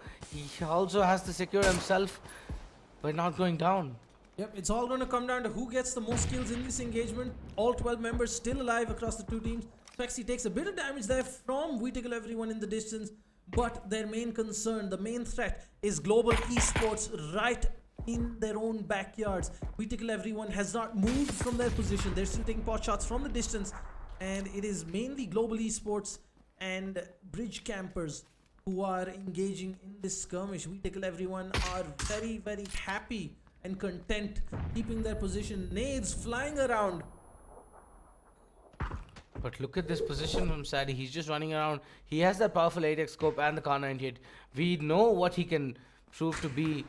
He can prove to be so devastating with the Kar 98 in the long range shots. And I think Global Esports kind of backing out because they don't want to get third party. A lot of damage there, folks. He was hoping to get a pick off on one of the Tickle members, but unfortunately, that was a slightly reckless peek into two scopes that were waiting for him. Sadie Boy, now we see him putting some distance between himself and the rest of the GE squad. No helmet, if I'm not mistaken, on Nilesh. That could be potentially disastrous as this skirmish goes on. A minute 30 left on this phase, after which one of these three squads will most certainly have to move. Speedy gets the knock onto Kushups. But look at this, Global Esports still holding their positions very, very strong, knowing the position of one team. They're holding such an angle where they're not getting third party. They have no chance of getting third party because that would result in We Tickle Everyone pushing up the hill and losing their advantageous position. That is exposing themselves to what and all. But look at Roy. He does spot an inch of Cyrex's body, but he's not able to connect a shot to that. Maybe the bullet is much more bigger than that. He's not able to penetrate. Yeah, Cyrex also with a half damaged helmet, so that's going to be very tricky for him as this fight continues. Everybody's got snipers out. That single shot headshot could possibly make or break a game for either of these teams. It is do or die for Global Esports and Bridge Campers. But currently, Global Esports need to be picking up. I think he has spotted push-ups as well. Meanwhile, leaving the two teams in engagement, I think Team VT Everyone have actually started third partying. Yep, we take 15 seconds, folks, till we find out what the next circle is. Ooh, Voy almost had a great shot there on Peace. But I really like how Global Esports have started this engagement and how they're actually manipulating it. Look at that circle. It's We Tickle Everyone who are going to have to move the lambs to the slaughter, as the two teams that need the kills are going to get served We Tickle Everyone on a platter as they rush into the circle. It seems like Bridge Campers are the first in line. Oh, Sadie Boy with a massive pick onto Speedy, and that is going to be a huge game changer. That means We Tickle's going to have a bit of a chance to move up, as somebody from Bridge Campers is going to have to go in for the res. Sadie, as I said, Sadie with the Scar 98 is a devastating machine which will never stop at any moment which is possible. And that too, when his team needs him to deliver like this, he's going to deliver it for sure. And considering the positional disadvantage for Team We Tickle Everyone, they need to be going downhill. They're getting forced by the circle. Let's take a look at the aerial view here. We Tickle Everyone has pushed in. They're at the edge of the compound. They have the bridge on one side. It is just Neotic who is there. Exposed shots going out on him, but he should make it to the shack as the rest of We Tickle are moving up from the left. Speedy finds Neotic, and the question is, can they finish him off? Every kill matters. Pot shots going out. Neotic goes down as Voyagin is going to finish and secure the kill. Peace Killer next to get shot. Both of them getting tagged by Roy with his mini 14. Roy himself getting tagged down to 42 points of health. He's currently in. He has the rock. He has Mother Nature covering him up right now. But is that enough? As Cypher's caught out with a nade in his hand. This could be devastating as he escapes with a bare minimum of 12 HP left for himself. Let's take a look at Kushops because he is in a great position and has pushed up on Global Esports. But oh, Vades is going to get the flank on him, and Kushops does not manage to make much of a dent in Global Esports' resistance as he gifts another kill. Cypher Guard and Peacekiller, the last two members alive, the 3x. Out, not able to connect. Vades finds a pixel of Cypher God sticking out of that tree, and he's gonna do a good amount of damage. Peacekiller, it's a massive shot to the head, and this looks like it is going to be more kills for Global Esports. And I really also want to quote on how Bridge Campers have started playing after this engagement. They're waiting for the perfect moment to third party to them. But Peacekiller, he's paused it down. But there's 4 people and Speed. Peacekiller doesn't know what to do as Speedy takes him down. As Voisin takes down Peacekiller with no. But Wade's Gaming with a beautiful pick onto Cypher God. I think it's done It's for now VTickle everyone. versus third place. It comes down to who's gonna have more kills. 4 on Global Esports, 3 on Bridge Campers. This, ladies and gentlemen, is as close as it can get. 4v4. You might as well have brought it down to a death match between the two squads to decide who is going to be traveling to the LAN finale of Legion of Champions Series 4 PUBG PC's India qualifier, brought to you by Lenovo and Intel. 10 lakhs and a chance to represent India in Bangkok on the line. And Sadie just doing what he does best. But yeah, he's missing the shot that he shouldn't be missing. That too at this point of the tournament, this point of the battleground, this point of the circle. But I do also want to quote that there Global Esports are on a circle advantage. Look at the circle creeping in. Spexy does a great job. He's gonna find Roy. That means Global Esports is in a bit of a pickle. Voisin gets taken down by Vades, but Cyrix has got the flank on him. Cyrix doesn't manage to spray him down. Speedy's gonna be going, but no, he fluffs the shot. Vades is gonna be able to get back, and Cyrix comes in, but no, Vades with the double. Huge play coming in from Global Esports as Spexy is left the last man standing. 1v3, he's gonna be forced to clutch it. He's got Roy right above him, and it doesn't look good as Global Esports are going to see it out with 8 kills and the chicken dinner, coming back from a very difficult position to secure the win and their spot at the LAN finale next month. Global Esports are going to be joining your winners of this group, 9-year-olds, going in as the 2 strongest teams. Global Esports hit a bit of a road bump in the middle of the qualifier, but they came back strong to secure the win. It was the second and the third map. It did feel like they did have a sort of a distortion, maybe a small, just a hurdle to where they were reaching, and they finally secured the spot in the LAN finale, which is going to happen down here in Bangalore. I think that's all that matters. But 9 years old have been consistent toward all the 3 maps, and yes, they were serious all throughout the 3 maps, and when they had secured their position in the LAN finale, they did come out and have some fun. Yeah. Have some fun in the 4th map, but I really like how they didn't gift their kill and actually got TK'd. I don't know if that was by mistake or it was planned. Yeah, but Global Esports silencing all the doubters. You could sense people wondering whether Global Esports had it in them to see it through, whether Bridge Campers could carry on with the momentum. But 2 unfortunate sprays there, I think by Spexy and Cyrix. Voisin getting picked out, and that was just the end for them. It could have gone so differently. 1 pixel here or there, and it could have just as easily been Bridge Campers going through. But that is not the case today. 9-year-olds and Global Esports have emerged victorious from Group B of the Legion of Champions Series 4 PUBG PC India qualifier, brought to you by Lenovo and Intel. They will proceed to the LAN finale next month to compete for the massive 10 lakh prize pool and to see who's going to represent India in Bangkok. That's it for today, folks. Thank you so much for watching. Make sure you subscribe to the Facebook Live notifications for Lenovo India and check out Legion Gaming on YouTube for a lot of streams and the rest of the tournament. I'm Captain Arya. With me, Bathura. We're going to be back tomorrow at 8 p.m. for day 3. Thank you for watching.